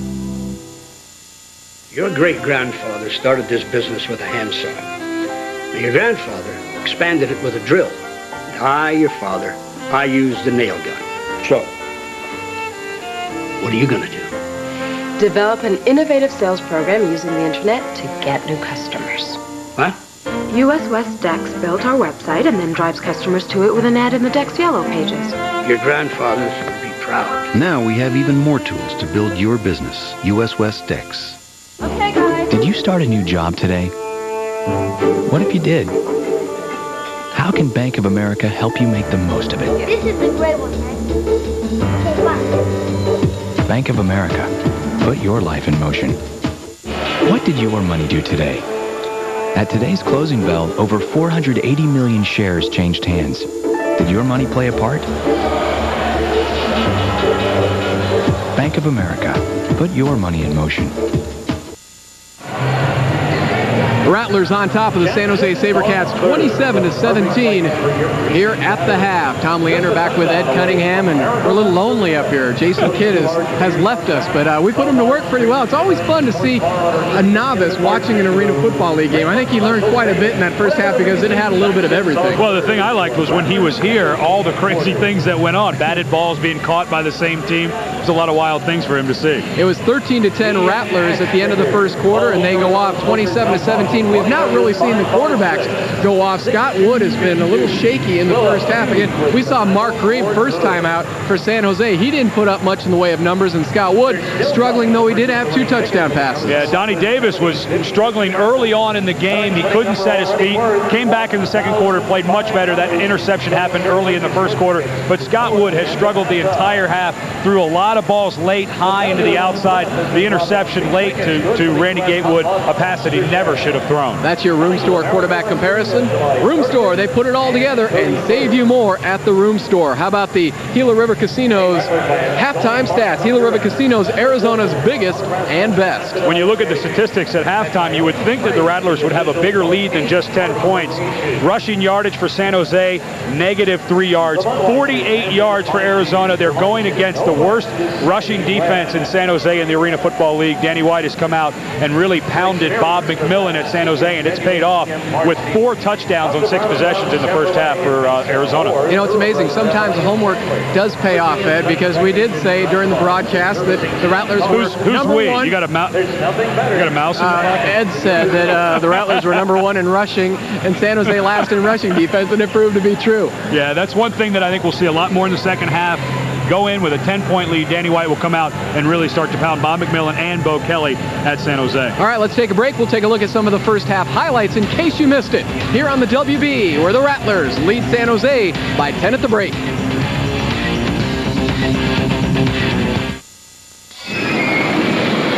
During Adventure 99, Dodge will give you a great lease deal on a Dodge Ram. Or, if you buy a Dodge Dakota, get your choice of a $1,000 cash allowance.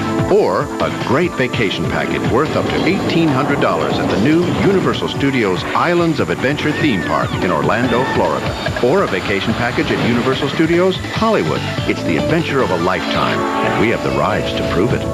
See the friendly Dodge dealer near you.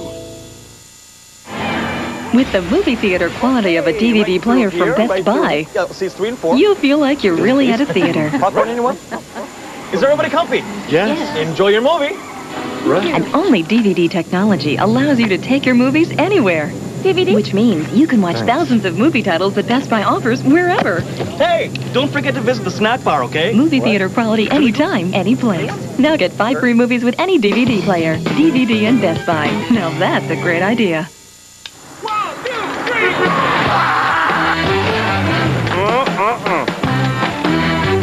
Oh, you cookie!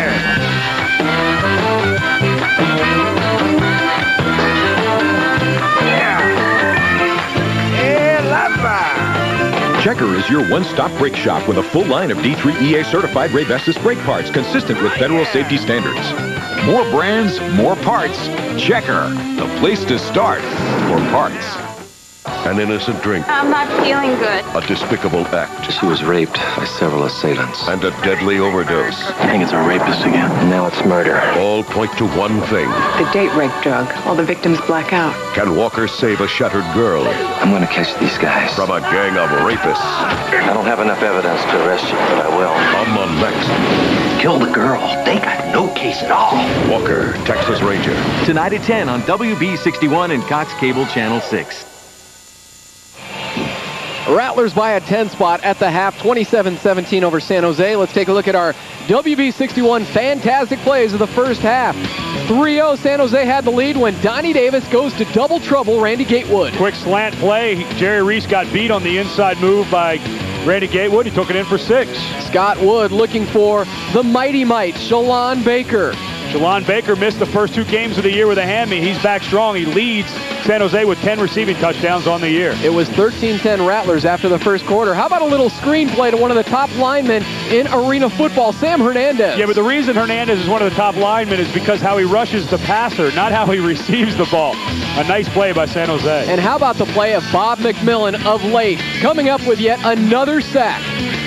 2.5 on the year for Bob McMillan, but credit Joe Birch. He did a good job taking out Curtis McFarland, the center's knees. Bob McMillan came free on the outside for the sack. He throws him down, then he takes it in. Well, you know, if he's going to get you the ball back, you might as well let him take it in. This was with 4 seconds left in the half. Toss sweep to Bob McMillan for 6. Arizona Rattlers leading San Jose 27-17. Jamana and Jason Kidd in the crowd tonight at the America West Arena. Back with the second half right after this on the WB. I've got something to show you. I've got something to show you.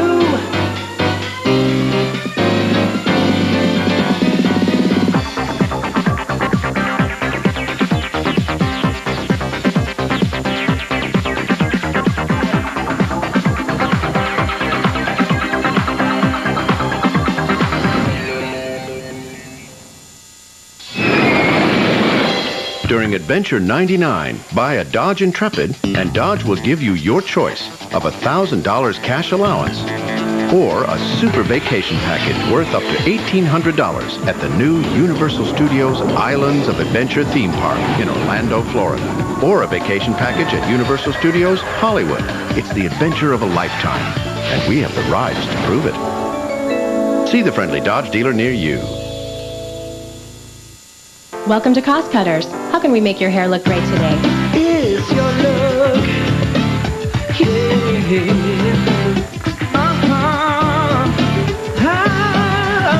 At Cost Cutters, the look you want is the look you'll get.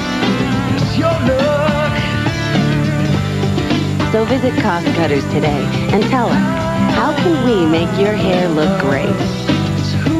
Cost Cutters, your look, your way.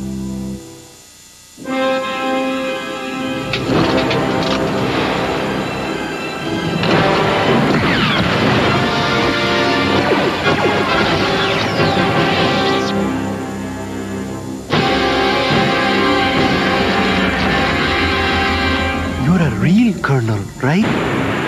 Play Defeat the Dark Side. Get a game medallion and you could win one of millions of prizes instantly. Even a Star Wars speeder. Only at Pizza Hut, Taco Bell, and KFC.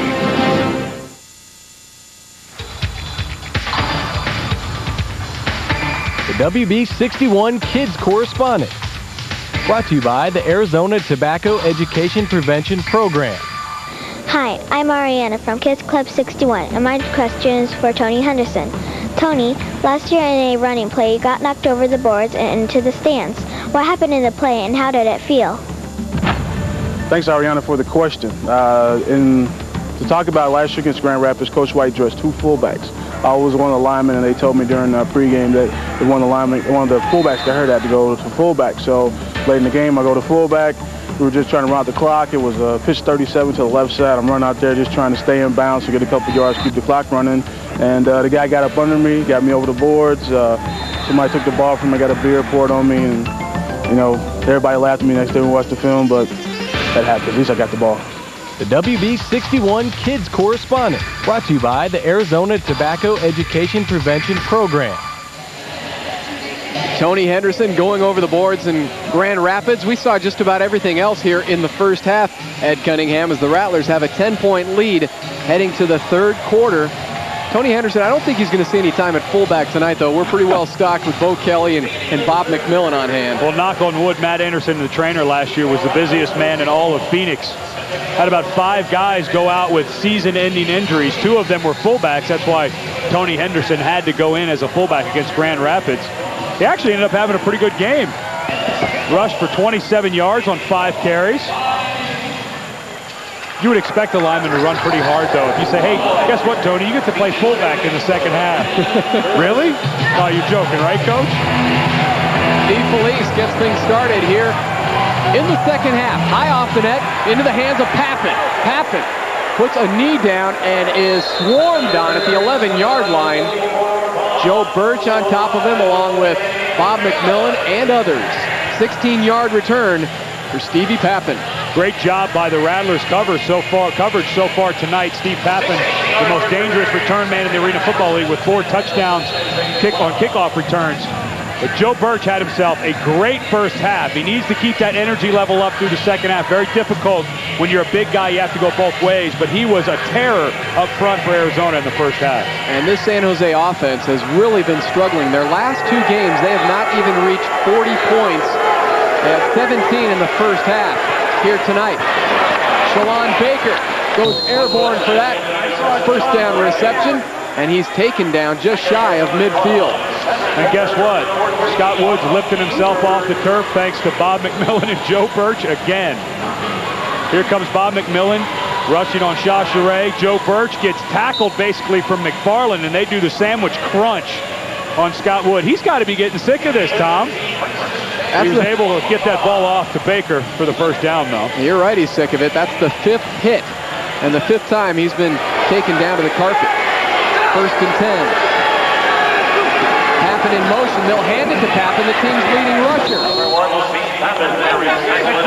And he's thrown to the boards there by Cedric Walker. So Steve Pappen, team's leading receiver and leading rusher. We've already talked about the fact that he leads the league in 4 kickoff returns for touchdowns. It's not very unusual to see Pappen running with the ball. He was a running back, an All-American running back at Portland State, and he also played running back in the World League. So it's actually a little unusual for him to line up as a receiver. More comfortable for him to take the ball in the backfield. And another thing, he was a big high school star back in San Jose. Nothing like shining in your hometown. Baker on the fly, 2nd and 4. Wood whips it, tipped away. Cecil Doggett, who else? He is absolutely sensational in the defensive secondary for the Rattlers. You know, Tom, a bunch of guys are possibly having their best games as Rattlers this year, and one of them is number 6, Cecil Doggett. He has played these receivers from San Jose like drums. Read the route from Shalon Baker, came underneath of it, and stretches all 5'9" of his body out, does Cecil Doggett, to knock that away. What a great play by number 6. That's why he spent time with, among others, the Chargers, the Jets, the Cowboys, and the Bills of the NFL. Fumble, Bob McMillan's on it. Give it to the Rattlers. Can Bob McMillan do anything else? I mean, sure, he didn't do a whole lot on that play except fall on it, but boy, he is in the right spot at the right time. Just a bad exchange by San Jose. Curtis McFarland, the center, snapped it early. Scott Wood was not ready for the ball, was still calling out his audible when the ball was snapped, wasn't ready for it to come into his hands. And you're right, Bob McMillan, who was already coming on his rush from his rush linebacker spot, found a little present at his feet. 3rd turnover tonight by the SaberCats. Donnie Davis and the Rattlers offense takes over. Eddie Goins split out wide right. He did not catch a ball in the first half. Schexnayder in motion had 5. Donnie Davis, airman, Goins wide open. He is going into the end zone. Eddie Goins.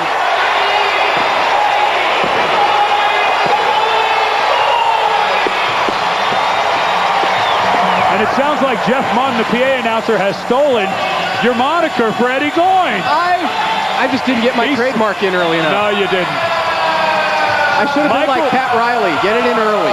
Michael Williams and Jerry Reese somehow, some way got tangled up on the right side of the field. They were trying to figure out who was going to cover Eddie, and both of them ended up flat on their face. And you know, if you're only going to have 1 catch on the night, he had none in the first half, it might as well be a spectacular touchdown. A 26-yard touchdown reception. DeFelice on the way for the point after. And $25 to Rattler Charities, courtesy Lennar Homes. So Eddie Goins, the big goose egg in the first half. No receptions, but he was the man, the target for Donnie Davis to get things started here in the second half. And the Rattlers have stretched their lead over San Jose. 34-17, doubling up on them. Did you find the perfect home today? What if you did? How can Bank of America help make it yours? Bank of America, put your life in motion. Did you start a business today? What if you did? How can Bank of America help you succeed? Bank of America, put your future in motion. The Arizona Rattlers have always been known for their heart-stopping, hard-hitting football with an attitude. Now, Fry's Food and Drug Stores is giving away the Ultimate Attitude Adjustment, a one-of-a-kind Rattlers motorcycle custom-made by Titan. To enter, visit the in-store display featuring these fine products at any Valley Fry's Food and Drug Store. The Rattlers are hitting the road towards a... Fresh off that Eddie Goins touchdown reception. Rattlers on top 34-17. Here to begin the third quarter, and we're joined by Vice President Gene Nudo of the Arizona Rattlers. A familiar face. Very similar profile to Jason Kidd. Kind of svelte, good looking. I'll tell you what, he's got more athleticism in his pinky than I had in my whole body. and your W2s are a little different, aren't they? Yeah, a lot.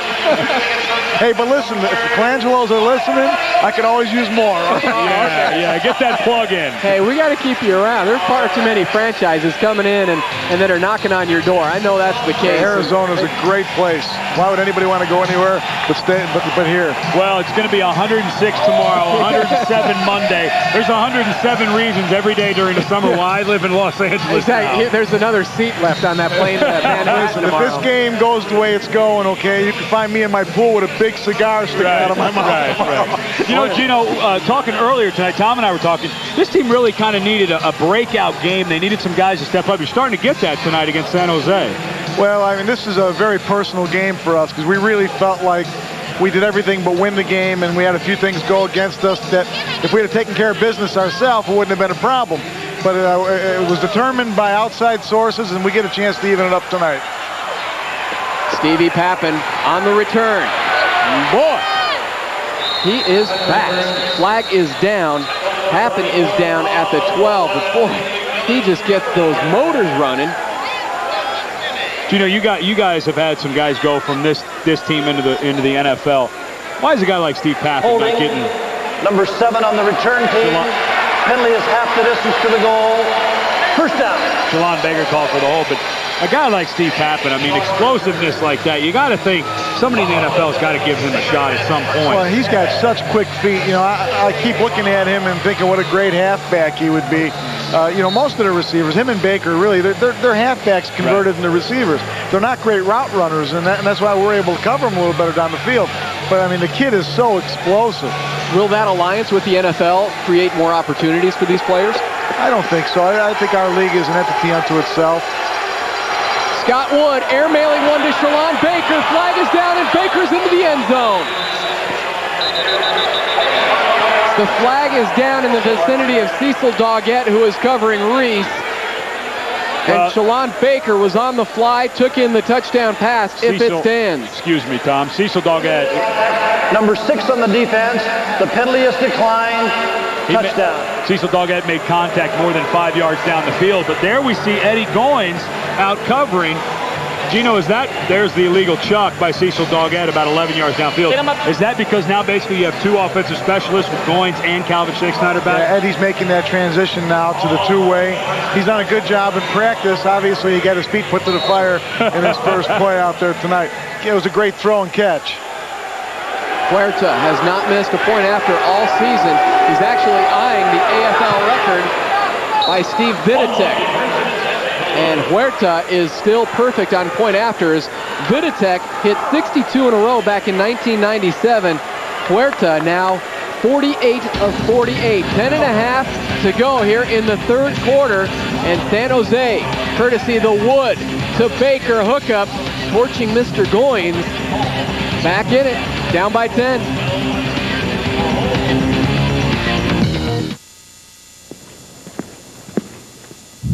I quit smoking here, and it was supposed to last for the rest of my life. Turned out I needed a cigarette, blip, and blip, blip, blip, blip. Yeah, I blew it. But I quit again. This time for a day, no blip, and another, until now I'm getting it. It's blipping amazing.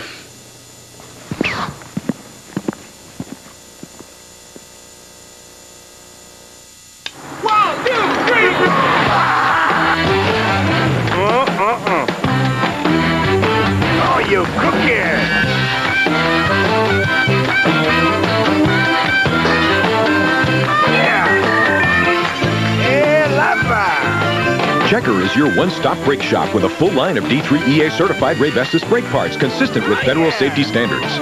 More brands, more parts. Checker, the place to start for parts. Well, we just saw Shalon Baker with his second touchdown catch of the evening. He is the throw-to guy for San Jose. Calvin Schexnayder has 5 receptions, but none have gotten into the zone. It's almost like at the beginning of a basketball game when it's like there's cellophane over the rim. There's been cellophane in front of the goal line for Calvin Schexnayder. His 3rd game back, and he's usually a guy who'll find the end zone 4, 5, 6 times a game. He has yet to find the end zone in the 3 ball games he's been playing. Well, heck, he scored 44 of them last season, AFL record. Against the soft net, here comes Hunky. Baker into the end zone, and he didn't give him enough room. It's that 5-yard free zone. Well, you guys are really getting good with this stuff. You know? You like that? And then I make up the terms, too. A free zone, the safety belt. Safety belt. He's within that 5-yard safety belt, which is right next to the Sun Belt, which is over by the Bible Belt. Well, I hope we can put one in the Corn Belt right now. Once again, joined by Vice President Gene Nudo of the Rattlers here in the 3rd quarter. Here's Donnie Davis with the play from head coach Danny White. Going on 2 now. Watch right wide. Wing loop down 32 blast. On 2. Ready? There comes that running game, Gino. Yeah, what it is a dive play, and look for Hunky to get a blast block on the line on the jack linebacker number 7, Shalon Baker.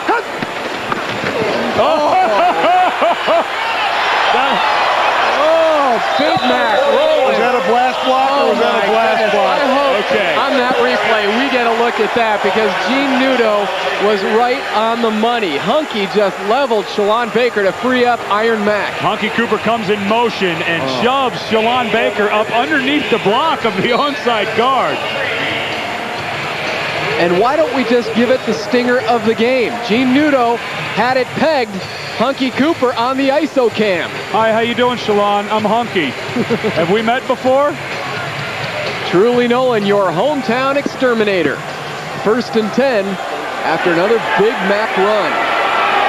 Eddie Goings slowly in motion, now stops, and Davis looking deep. Calvin, can he get the score? No, but he did knock it out of the hands of Clifford Green, who wanted the INT.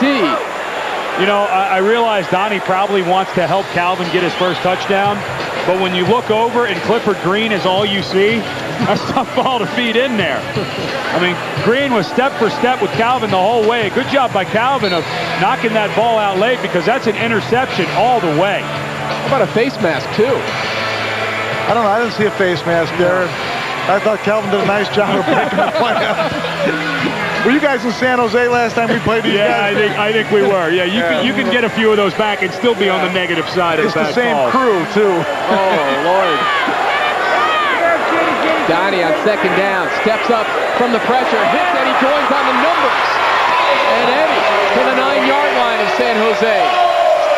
2nd reception for E.G. Eddie Goings.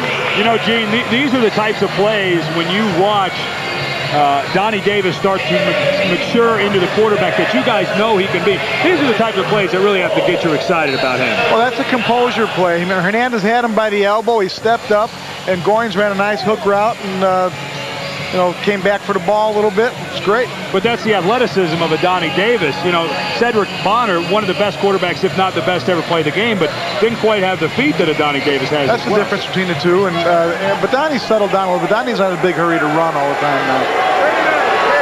Calvin with the running start. Donnie, quick hitch, fires to Goins. Oh, makes the incredible catch.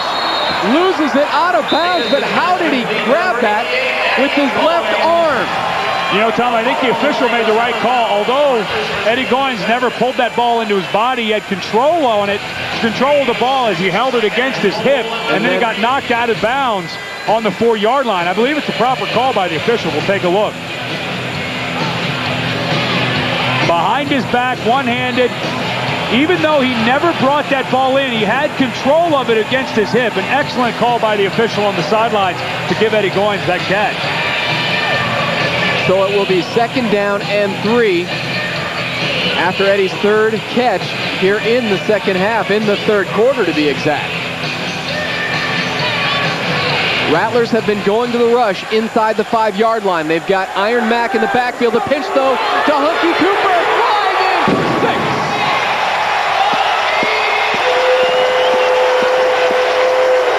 Put some wings on Hunky Cooper, sailing in for the Arizona Rattler touchdown.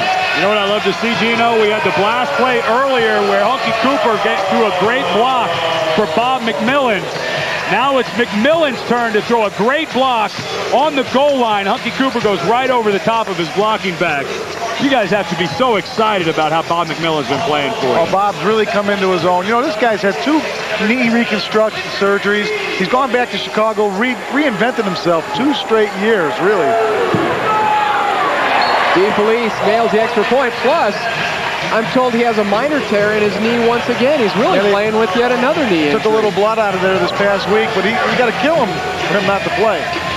Well, with the extra point, Rattler Charities, $25 courtesy Lennar Homes. It's the 3rd rushing touchdown tonight by the hometown Rattlers.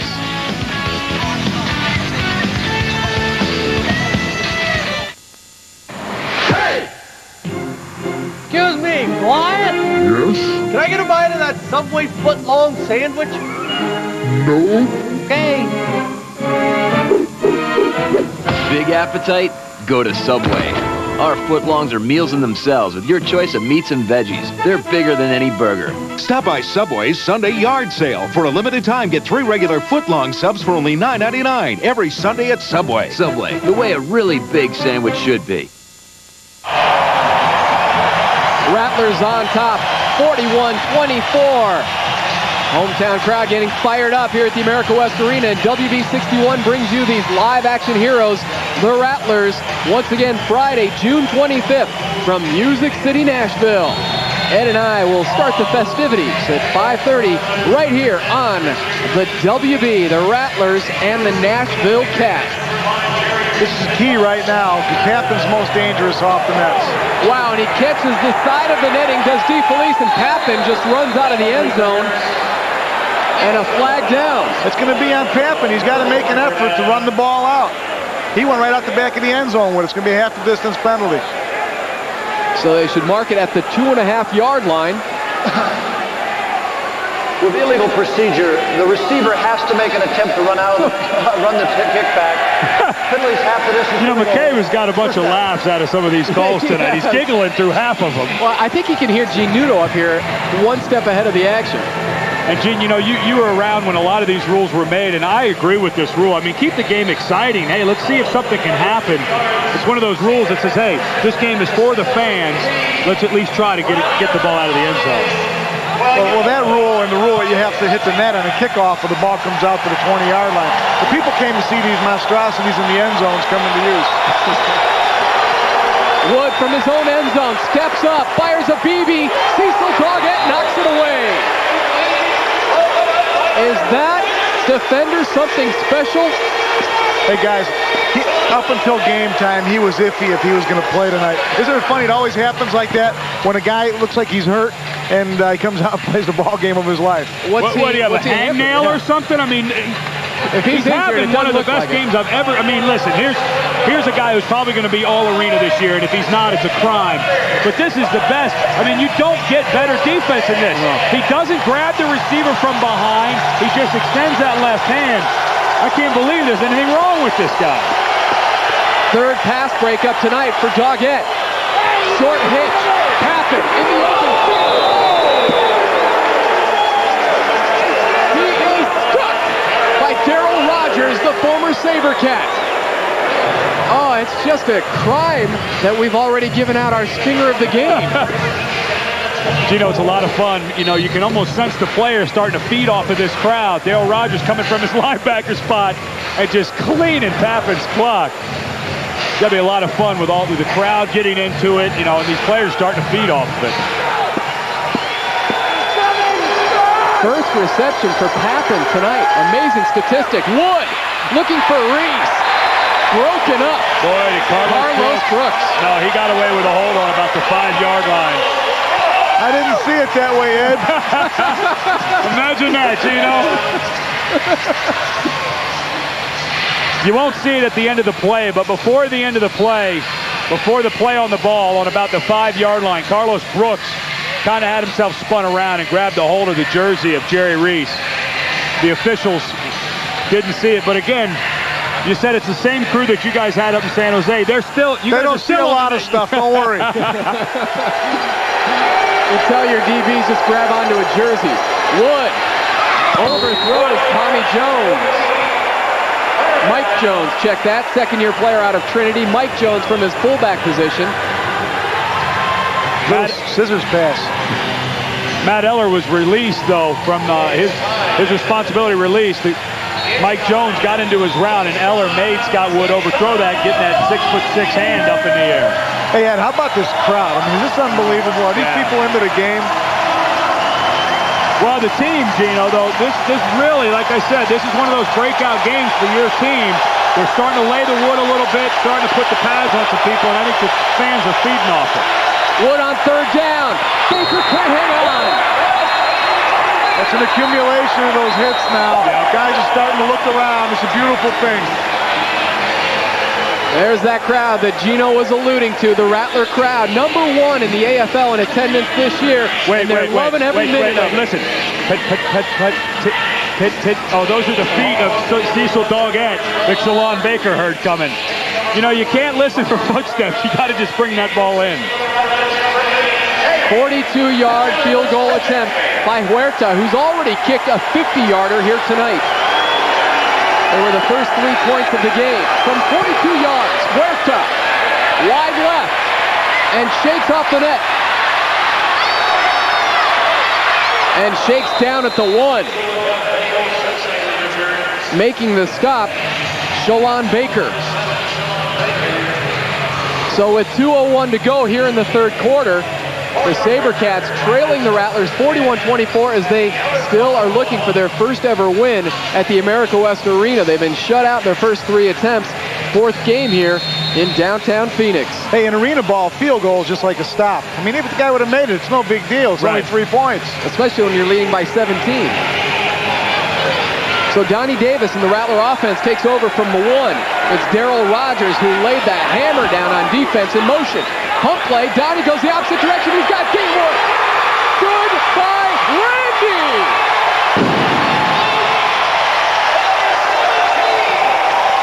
49 yards. They don't get any longer than that. You guys notice Randy's been a lot more productive the last 3 ball games. Danny's cut his reps down. He's not playing nearly as much. You know, he's getting 55 or 60 plays now instead of 80 or 90. But you know, Gino, again, it goes back to Donnie Davis. He was looking to his left at Darryl Rogers on the pump fake. It wasn't there. He came back in his progression of reads and found that Randy Gatewood had beaten Kyle Gary. I tell you, Donnie Davis is really starting to become a star in this league. And this guy's completed over 65% of his passes in his career with us. DeFelice. Hey, Lennar Holmes cough up another $25 courtesy Rattler Charities. Richard DeFelice tacks on another, and the Rattlers once again have doubled up on San Jose. This time it's 48-24 as Randy Gatewood hauls in his 2nd touchdown pass of the night. Rattlers pouring it on.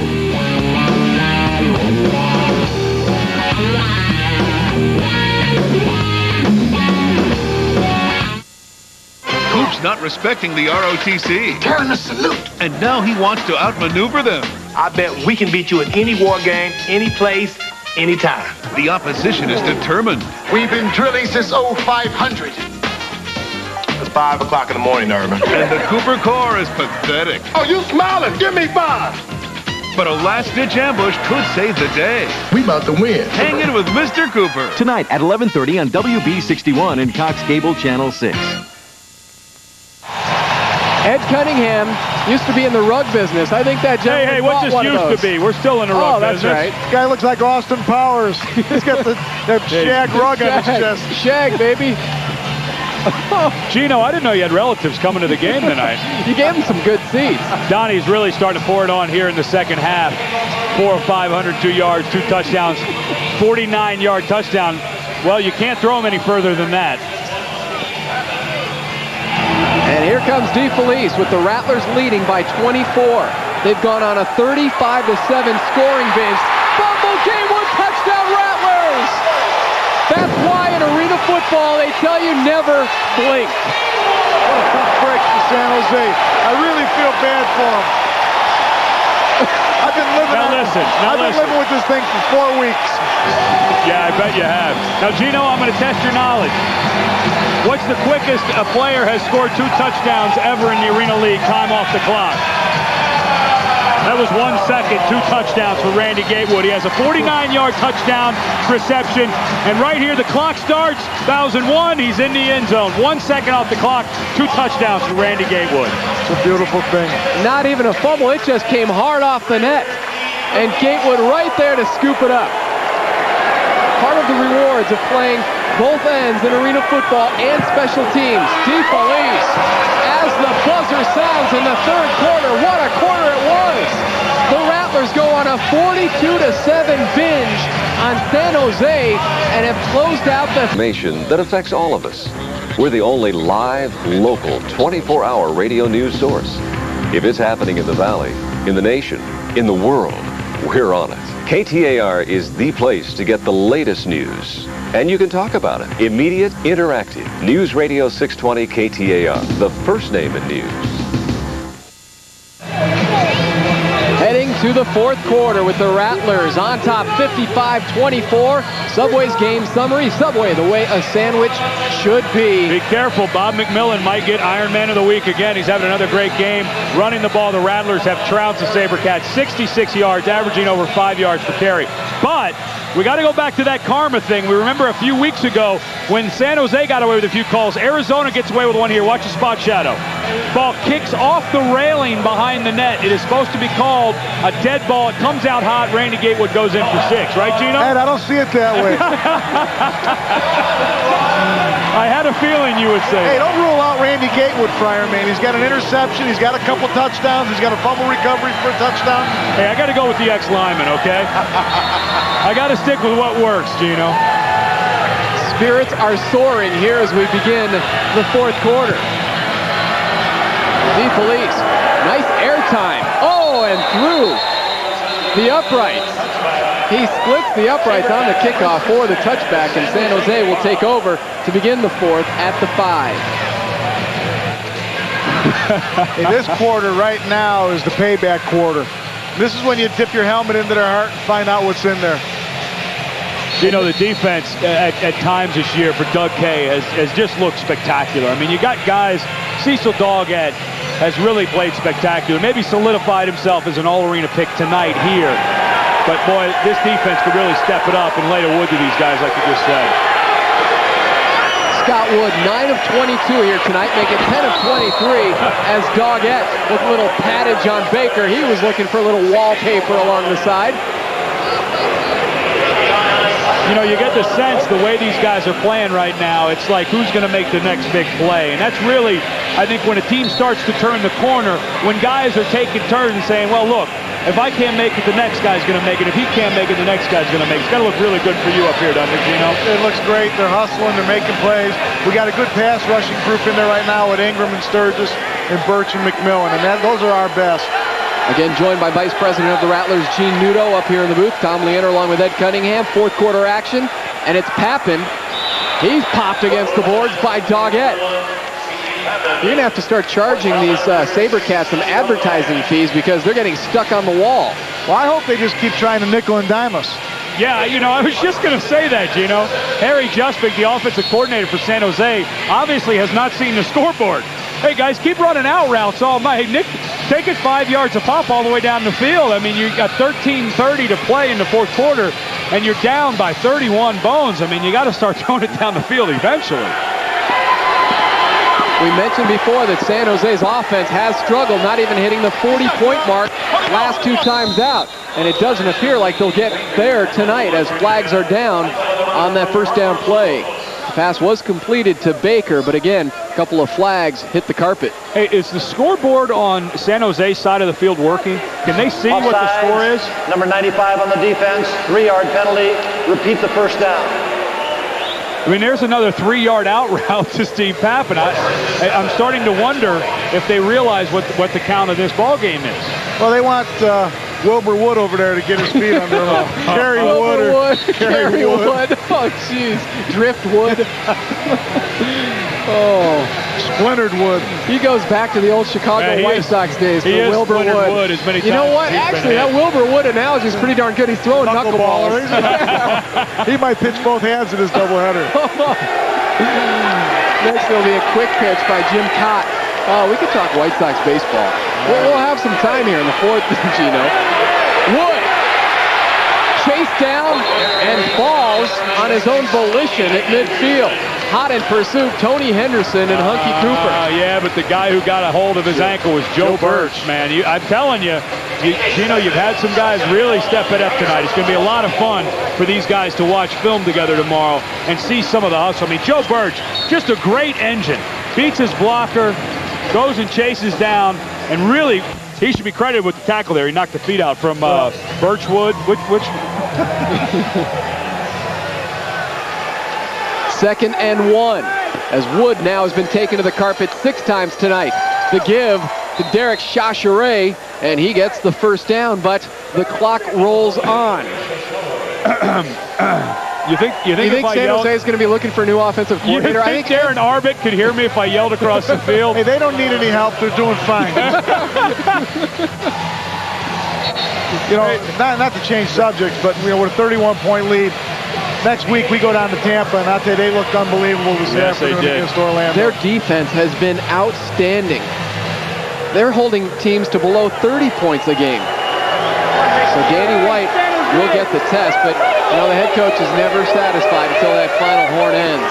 Wood fires, end zone, incomplete.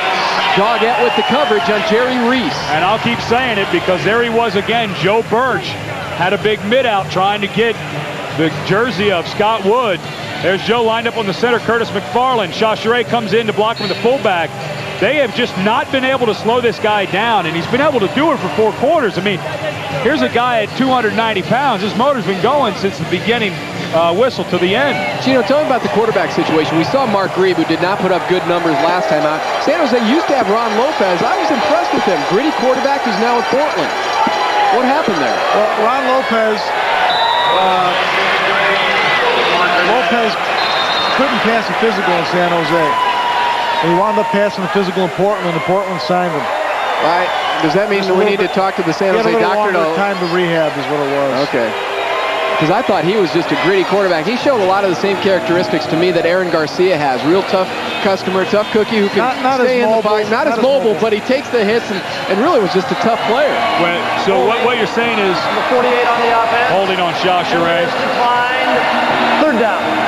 To make it third down for San Jose. So what you're saying is San Jose doesn't have the Doug Henning effect of Gene Nudo, being able to hide guys everywhere, tuck them under pillows, places. Well, I can faith heal those guys too. Like Miyagi, rub the hands together, get it underneath. San Jose looking for their first third down conversion of the night. And again, the seconds keep ticking away, trailing by 31. Wood steps up, fires a floater. Brooks has a beat on it. Interception, Carlos Brooks.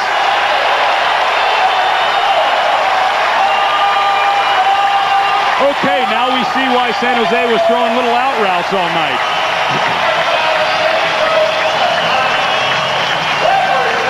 Well, that all comes from pressure too. And you don't need sacks all the time. You got to have people around the guy. That was just a bad throw. Really, that was probably the best protection Scott Wood had all night. A good job by Carlos Brooks, though. Went up to the height of his jump to pull that one down. Almost slipped out. But you're right, Gino. That does come from pressure. Scott Wood has just looked shaky the entire second half. And that goes back to the guys up front. Joe Birch, Tony Henderson, Bob McMillan. They've been in his face all night. Well, we need a score here, because I'd like to see Chad May get some time, too. It'd be in the best interest of the team to get him on the field and make sure he gets some action. What finally turned that around, Gino? Pass complete to Hunky.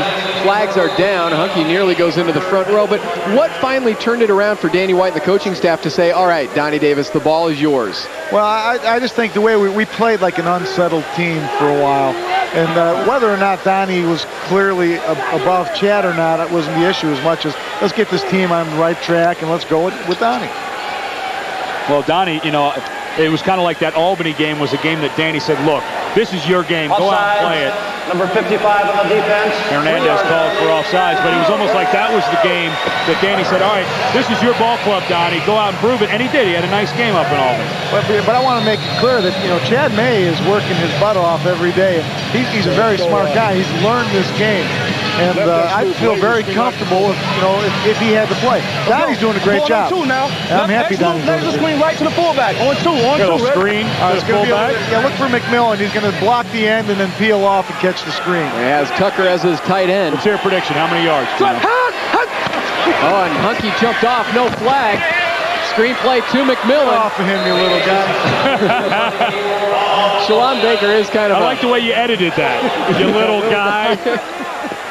He is kind of a pesky gnat out there, isn't he? Little screenplay that both teams have been using quite a bit. This time it goes to the fullback, Bob McMillan. Lets McFarland rush. Oh, Darren Kenny just couldn't quite get in front of that little gnat. 135-pound guy tackles Bob McMillan. How does that figure? Think he'll take some heat tomorrow in film for that? He's taking some now. He doesn't have to wait for tomorrow. We got Gene right here. Good hard count.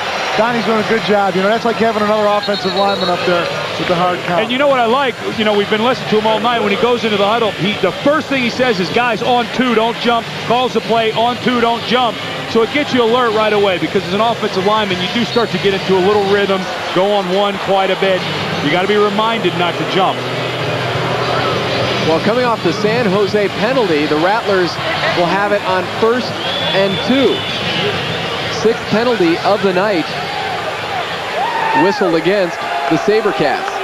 Nearing the 9-minute mark here in the 4th quarter. Shakes in and out of his hands. Gino, could they have got Shalon Baker maybe for being out of the box there? Sure looked like it. Yeah, he looked like he drifted out of that 5-yard box for linebackers. Maybe the referee's starting to feel a little sorry for how San Jose's being treated. They got no reason to feel sorry for anybody. 2 teams out there playing as hard as they can. The personality's got to be taken out of it. I mean, I hired most of these officials. Obviously, it did me no good last time we played them. Well, that shows us your personnel skills. Obviously didn't check many of their references. 2nd and 2. Donnie pumps. Long ball. Calvin can't catch up to it. Got his feet caught up there with Tommy Jones as he was trying to come out of his break. There's a lineman down. That's the former ASU Sun Devil, Ken Talanoa. And he comes limping to the wrong sideline. Did he hit in the head? It's coming to the Rattlers sideline, you know. Hey, he went to ASU. The other side. Taking a little shot at ASU there, Tommy? You know, a lot of Rhodes Scholars coming out of there. All right, we'll take a break here. 7:51 to go in the 4th quarter. Oh, this game's just rolling right along, isn't it? Rattlers, they're rolling, leading by 31.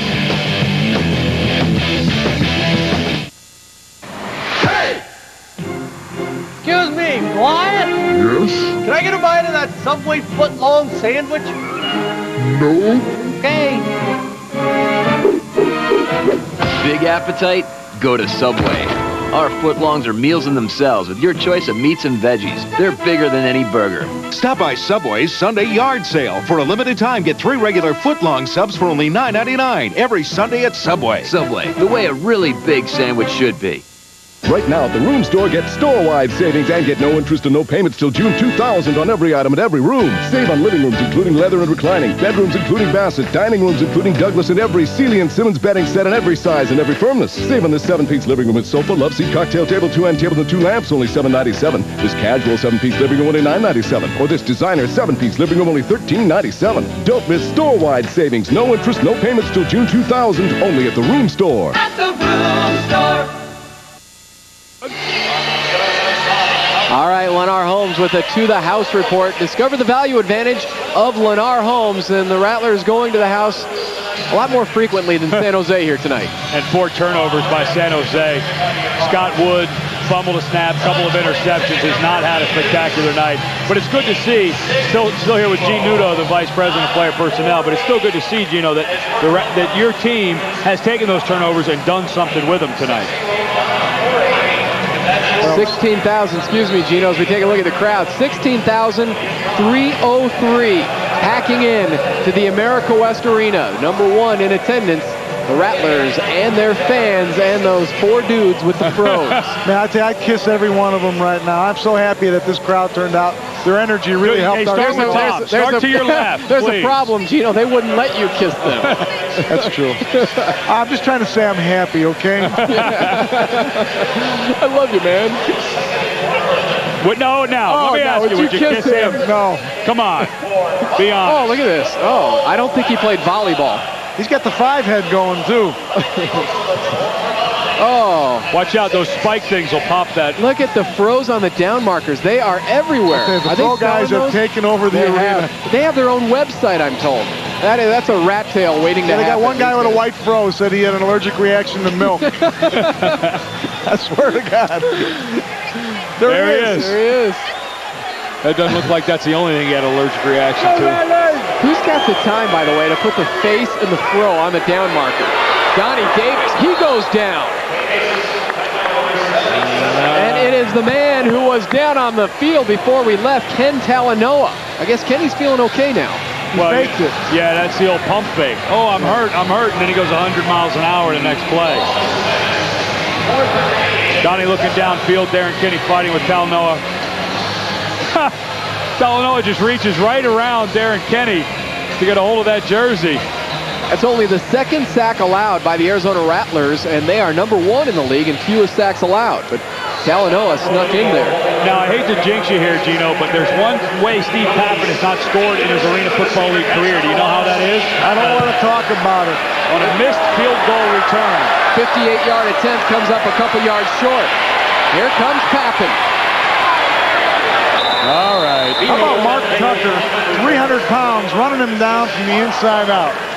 Tucker even had a scoring touchdown a couple weeks ago in Houston. First one ever. Pop Warner, high school, USC, the Cardinals, anywhere. Flag football? Oh, you know what? You know what, though? Remember, he was an American Gladiator, Rebel. Remember, they had that football thing. He scored on that one. I think he scored one on Mike Adamley. Not hard to do. Didn't see that in his career statistics, though, in the media guide. they got to list that in the media guide. His statistics as Rebel. We'll talk to Brett Bender. 6.5 to go here in the fourth quarter. Kyle Gary. Oh, wow. Darryl Rogers applying the drywall.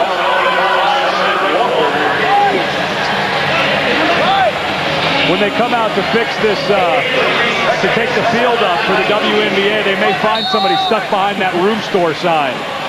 That's the second stick of the night. Oh, and Wood takes one in the face on the snap. But San Jose recovers.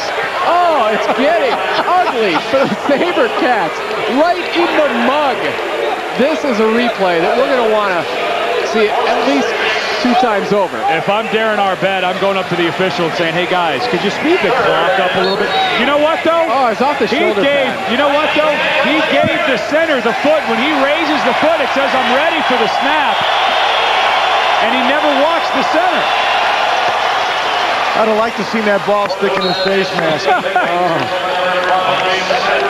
Well, Wood somewhat redeems himself with the completed pass to Shalon Baker. But now the clock rolls underneath the 5.5-minute mark.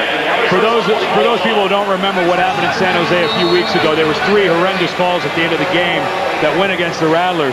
So you don't mind pouring a little salt in it, but you guys sent the film to the officials of those plays. You sent it to the league office. Did you ever get a response back from them? Sure. You get responses, and what are they going to say? They're going to say that we blew a call, we blew a couple calls. I mean, they're not going to give it back to you. The whole purpose of us sending the cut up of that is to help let these guys get better and let them view their thing with a TV copy rather than sideline and end zone. What did they say about Ed's commentary? pass is batted down by Mark Tucker. Did they ever? Let's get off of Ed for a second. Get back on Gino. Let's be honest, Gino. You wanted to show them how bad they messed up. Come on. Sure you did. I'm trying to do it for the good of the league. Right? I realize that, but you still wanted them to see how bad they messed up, right? They want to know who the color guy was. His phone number is Eller with the sack. Matt Eller, who already has a touchdown reception here tonight, now registers the sack of Scott Wood. Eller's lucky that he caught Scott Wood a half a yard before the line of scrimmage. Otherwise, he wouldn't have been credited with the sack. He just would have been credited with a tackle. But good hustle by Matt Eller. So the Rattlers, who went the first 5 weeks without a sack, now registered 4 in the last 2. Wood on third down. Shalon Baker, touchdown, San Jose. 9 yards for the touchdown.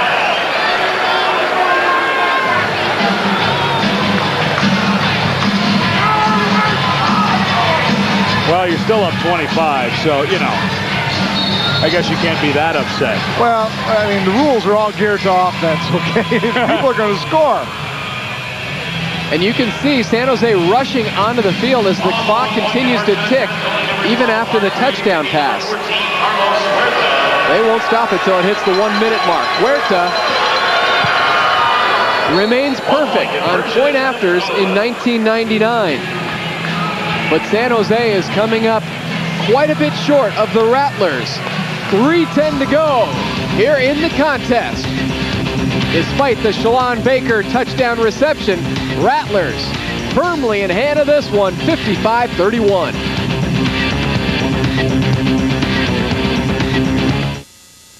I just got one of those new websites. You sell bait. Why do you need a website? Well, it gives folks a chance to check out our different lures, flies, and tackle. You still sell worms, don't you? 30 different kinds. US West Decks built my website and then drives customers to it with a link from uswestdecks.com Internet Yellow Pages. Nice boat. You just get it? Yeah, pulled in some new business. Now we have even more tools to build your business. US West Decks. I've got something to show you. I've got something to show you.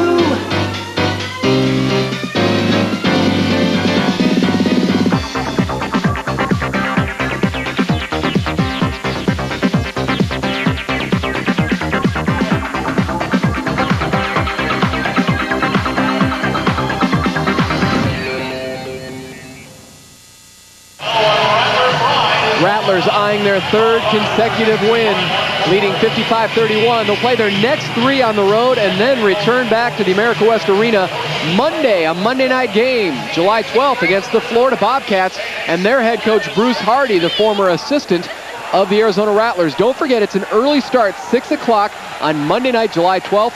For tickets, you can call the Rattlers, 514-TD-TD, or Dillard's at 480-503-5555. They're now instituting those new area codes. Onside kick, and Darryl Rogers right there to gobble it up for the Rattlers, who will take over at the 11-yard line. You guys can't complain about area codes. Chad May getting set to make his debut this evening. If I want to call my next door neighbor in LA, I got to dial 1310 before I dial his number. You know what? You deserve LA.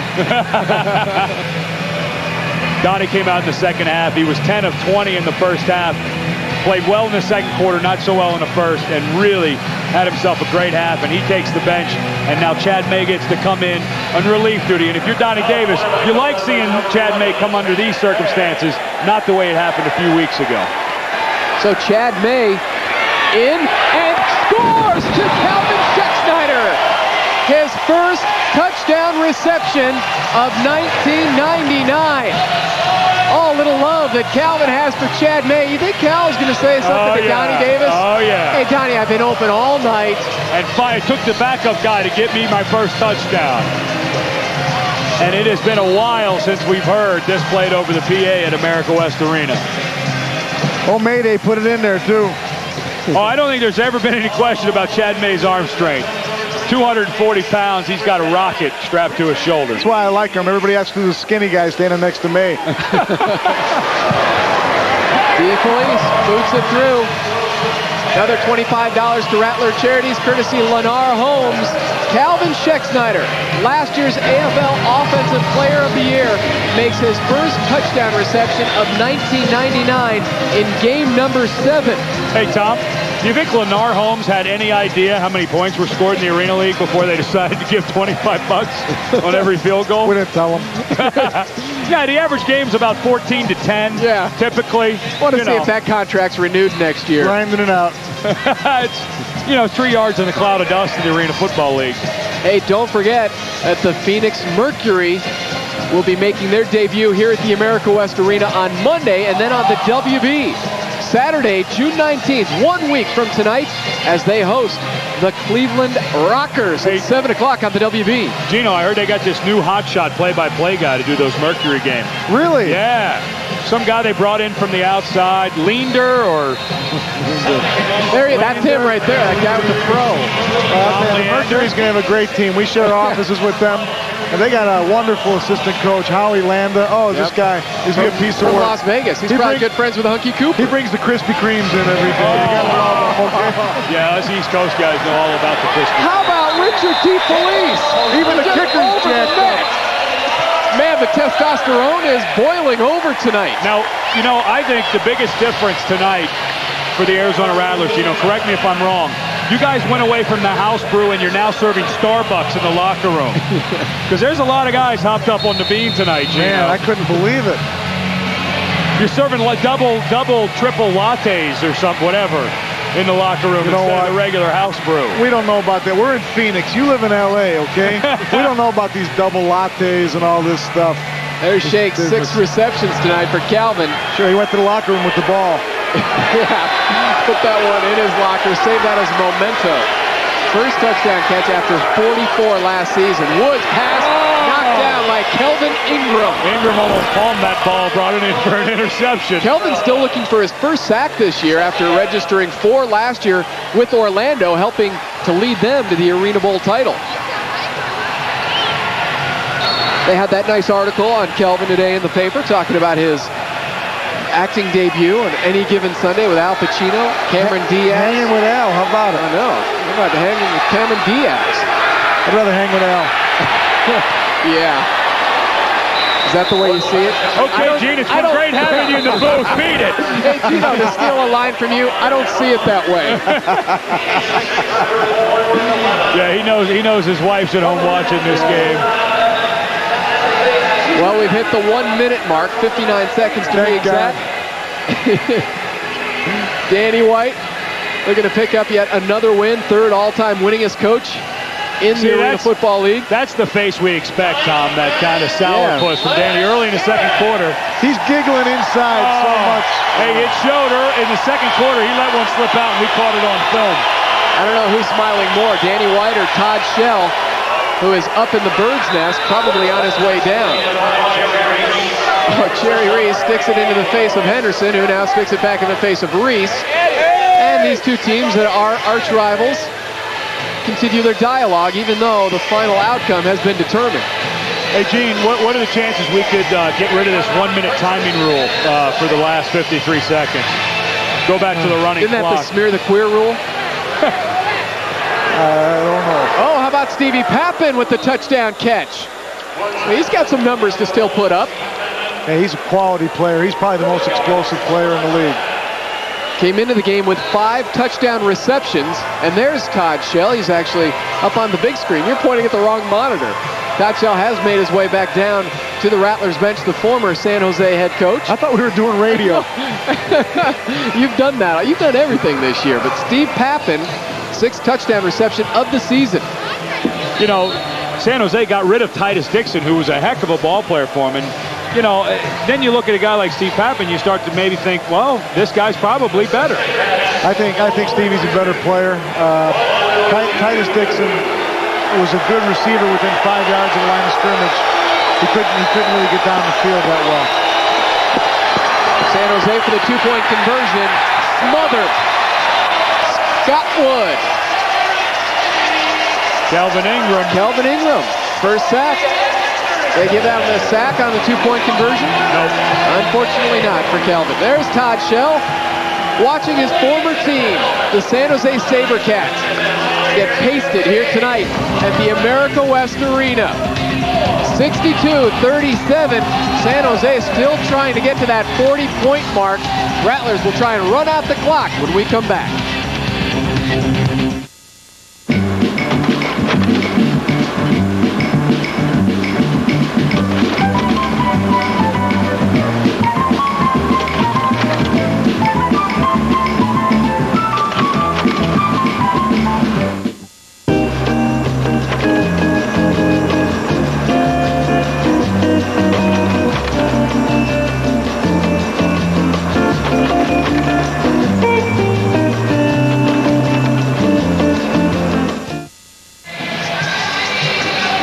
Seconds to go.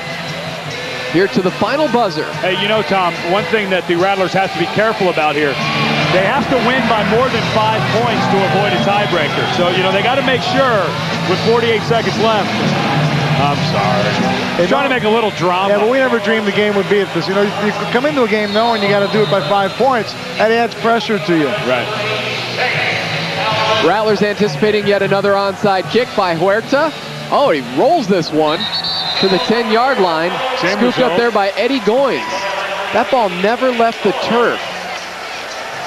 That looks a lot like Gino with his Big Bertha driver. And he'll be hitting. There's Scott Wood. 2 sacks tonight. Hit to the turf 8 times. A couple interceptions and a fumble. And don't forget that snap to the helmet. Not a pretty night. And I think some of the Rattlers picked on him when they got up, too. Made fun of him, maybe. They called him bad names. No, not the Rattlers. A class organization. Well, it all starts at the top. Oh, sorry. Oh, that's true. We're good front It actually runners. Starts at the top and gets better as it trickles down. 77 points, the all-time single-game scoring record for the Rattlers. And take a couple of quick hits here. Scott May! Oh! Chad May to Calvin Schexnayder. 2 passes by Chad May and 2 scoring strikes to Shakes. Calvin is taking Chad May out for dinner following tonight's ball game. 2nd touchdown catch for Shakes this season, both courtesy of Chad May. Well, Chad learned very quickly when he got to the Rattlers, there's one guy you want to keep happy as your receivers, and it's number 8, I guess. But Calvin, as open as he's been all night on both of the touchdowns that Chad May has found, Donnie Davis tried to fire in a couple fade routes early to Calvin where he just wasn't open, but those 2 routes by Calvin were perfect, and he was wide open on both. DeFelice, left foot is getting tired. The right foot of Richard DeFelice might fall off before the evening's out. 69-37. Chad May steps in here in the 4th quarter. 2 of 2, 21 yards, 2 touchdowns. All the yardage and the scores going to that man, Calvin Schexnayder. That's pretty good quarterback rating. Yeah, Tony Henderson at fullback the last 2 series. Well, when you're up by this much, you're able to get some guys some work, correct? Absolutely. Well, we got 3 very solid fullbacks. Jason Pahopic didn't play tonight. He's nursing a bit of an ankle. But, you know, Bo Kelly's been a very good player for us for a long time. Shake still remains that popular player, signing the autographs even before the game's over. The next couple games for the Arizona Rattlers. Next 3 brought to you by the Phoenix Airport Hilton at Tampa. Talked about that. And then on the WB in Nashville against the Cats. And their hot quarterback Andy Kelly, June 25th, 5:30 start here on the WB. And then off to the beautiful state of Oregon, Portland and the Forest Dragons, July 2nd. So again, the Rattlers in the midst of 4 of 5 on the road, this being their only home stop during that 5-week stretch. It's in the penalty box there.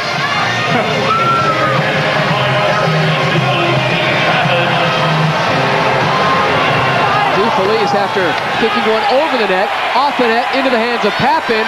Stevie Pappin looking for his 5th touchdown return on a kickoff. Gets to the 20, a 23-yard return overall for Steve Pappin.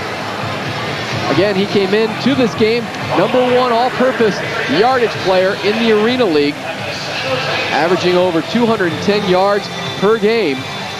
113 return yards for Pappen here tonight. This has been the longest minute of my life.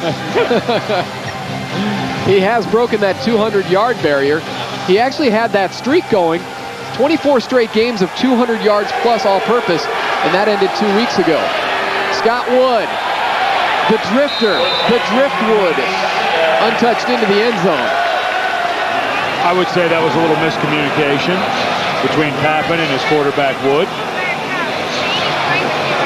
So it appears to San Jose's credit, they're playing it down to the end, as we are too, by the way. Oh yeah. Tick. No, you guys haven't let off one bit. San Jose will move to 0-4 here at the America West Arena. Tony Henderson just got absolutely tackled by Mike Jones. If the official wouldn't have called that one, Gino, I might have come out of the booth to have a talk with him.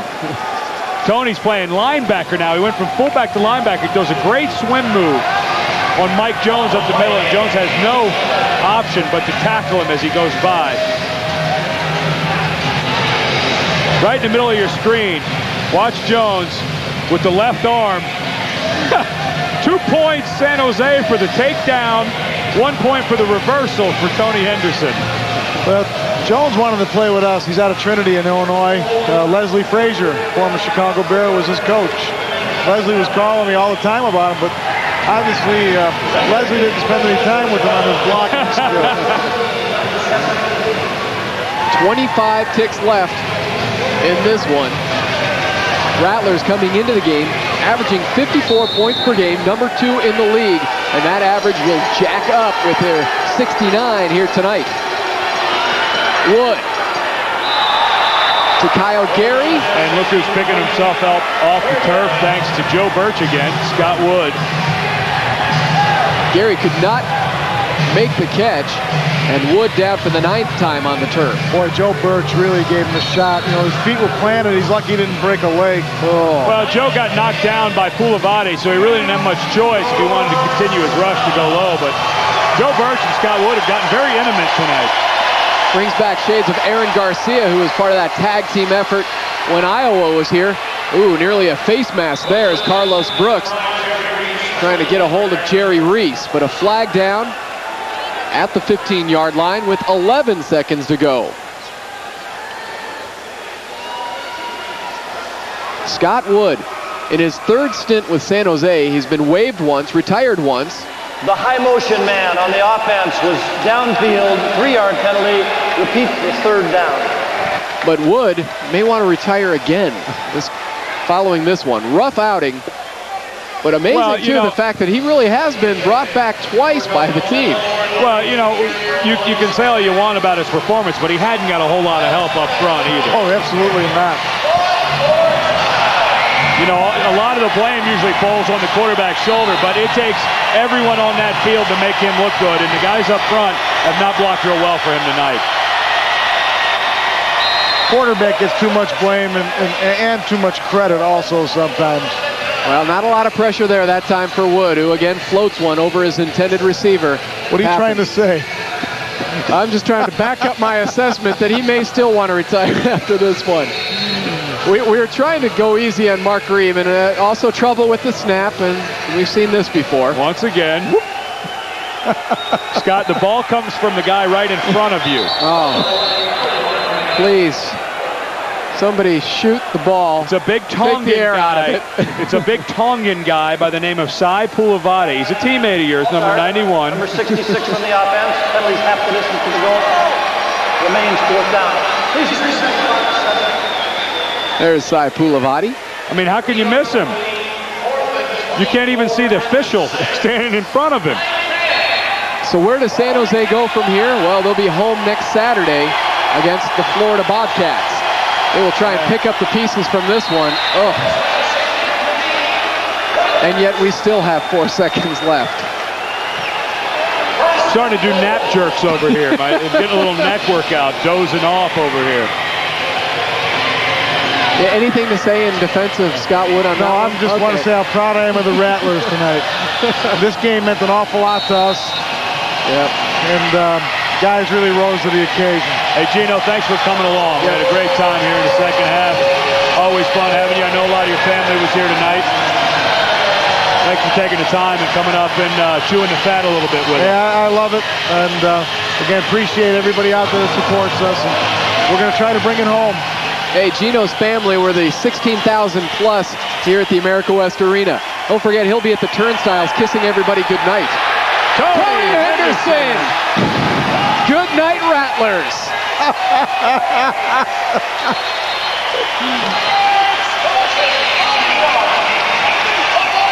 Tony Henderson takes it home on the final play from scrimmage.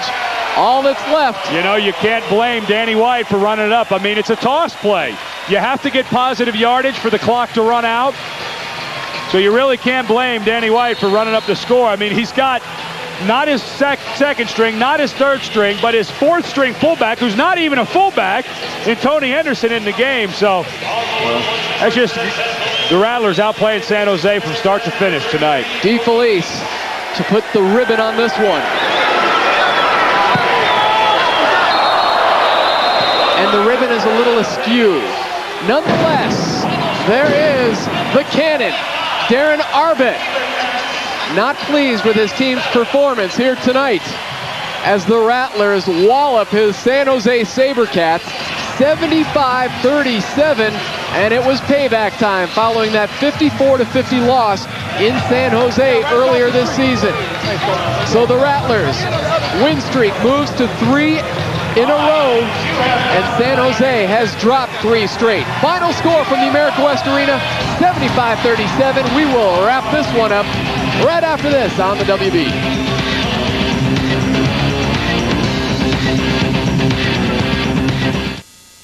Welcome to Cost Cutters. How can we make your hair look great today? Is your look,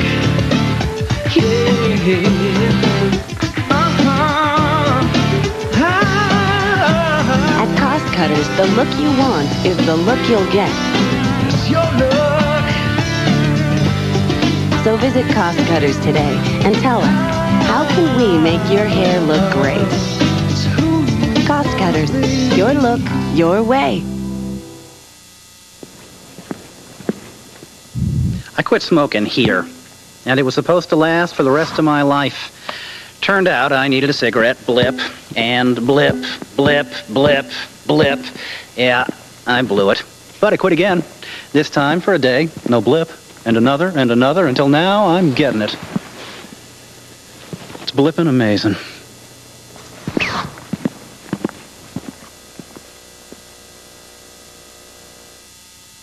The bakery at Fry's proudly offers award-winning Pane Provencio breads, including roasted garlic Parisian. It's great with Italian food or for homemade garlic bread. Pan Biggio is also known as country Italian and makes a great bread for dipping. Peasant rye is superb with your favorite cheeses or with smoked salmon. So look for all-natural, fresh Pane Provencio breads this week when you shop at Fry's. There's not a store today that can take me away from my fries.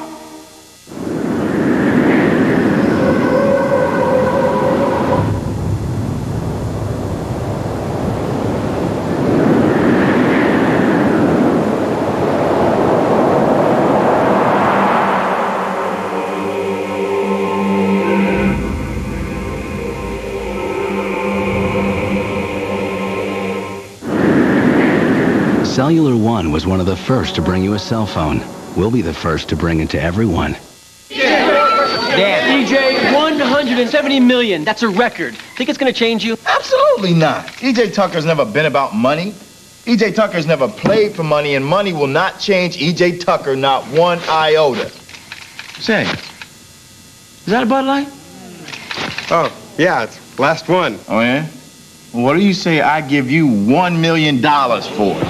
With a great taste that won't fill you up and never let you down, make it a Bud Light. What do you want for that watch?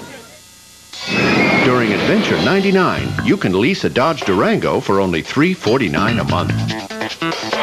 Or if you buy a Dodge Caravan, get your choice of $1,000 cash allowance or a vacation package worth up to $1,800 at the new Universal Studios Islands of Adventure theme park in Orlando, Florida. Or a vacation package at Universal Studios Hollywood. It's the adventure of a lifetime, and we have the rides to prove it. See the friendly Dodge dealer near you. Arizona Rattlers Arena Football has been brought to you by Bud Light. For the great taste that won't fill you up and never lets you down, make it a Bud Light. Bank of America, put your life in motion. Cellular One, voted Arizona's #1 wireless company 2 years in a row by readers of Arizona Business Magazine. Your Arizona Dodge dealers, setting the standard in product quality and customer service. Fry's Food, where they treat you like a VIP. Cost Cutters Family Hair Care Shop, your look, your way. Tobacco Education Prevention Program, call the Arizona Smokers Helpline. And by Gila River Casinos, Arizona's biggest and best. In front of over 16 grand here at the America West Arena, the Rattlers put a whooping on the San Jose SaberCats, and they moved to 4-0 at home this season. Tonight we toast Randy Gatewood as the Rattlers' Budweiser Outstanding Player of the Game. He did a little bit of everything. He could have got Iron Man. He could have got MVP, name it. 2 catches, both of them for touchdowns. He had the 49-yarder from Donnie Davis, an interception, a fumble recovery, and then the kick off the net goes in for the touchdown. It was a huge night for Randy Gatewood. You talked about it, the kickoff going off the net, really off the railing as well. They call it a fumble recovery, even though San Jose never put their mitts on it. And Gatewood, that was following the 49-yard touchdown reception, and the Rattlers just started to run away with this. It got ugly in the third quarter, and a lot of that had to do with Donnie Davis. Here we see the 49-yarder he threw to Randy Gatewood. Only one pass incomplete, all in the second half by Donnie Davis. A great half by Donnie. The Rattlers were leading by 10 at the half, 27-17, and then they just turned on the Jets. 48-20, they outscore San Jose in the second half. In the last 3 quarters, they had 9 touchdowns overall in the last 3 quarters. They really turned it on following that first quarter. Our next TV game here on the WB 61 coming at you June 25th from Nashville. Rattlers and the Cats, 5:30 start on Friday, June 25th, once again right here on the WB. And then they are back home Monday, July 12th. Early start on that Monday night, 6 o'clock against Bruce Hardy, the former Rattlers assistant coach, and his Florida Bobcats. But tonight, like I said, a whooping of the SaberCats, 75-37. Rattlers move to 5-2 on the season. San Jose falls to 4-4. Arizona now has won 3 in a row. My thanks to director Dan Siekman, producer Scott Rogers, Dave Griffin on stats, and of course, my man in the booth, Ed Cunningham. And how about our 2 visitors, Jason Kidd. Not bad. Gene Nudo. Okay. We needed some help in the final minutes to finally put a wrap on this one. From the America West Arena, Rattlers 75-37. They take over first place in the West. Tom Leander saying so long from downtown Phoenix.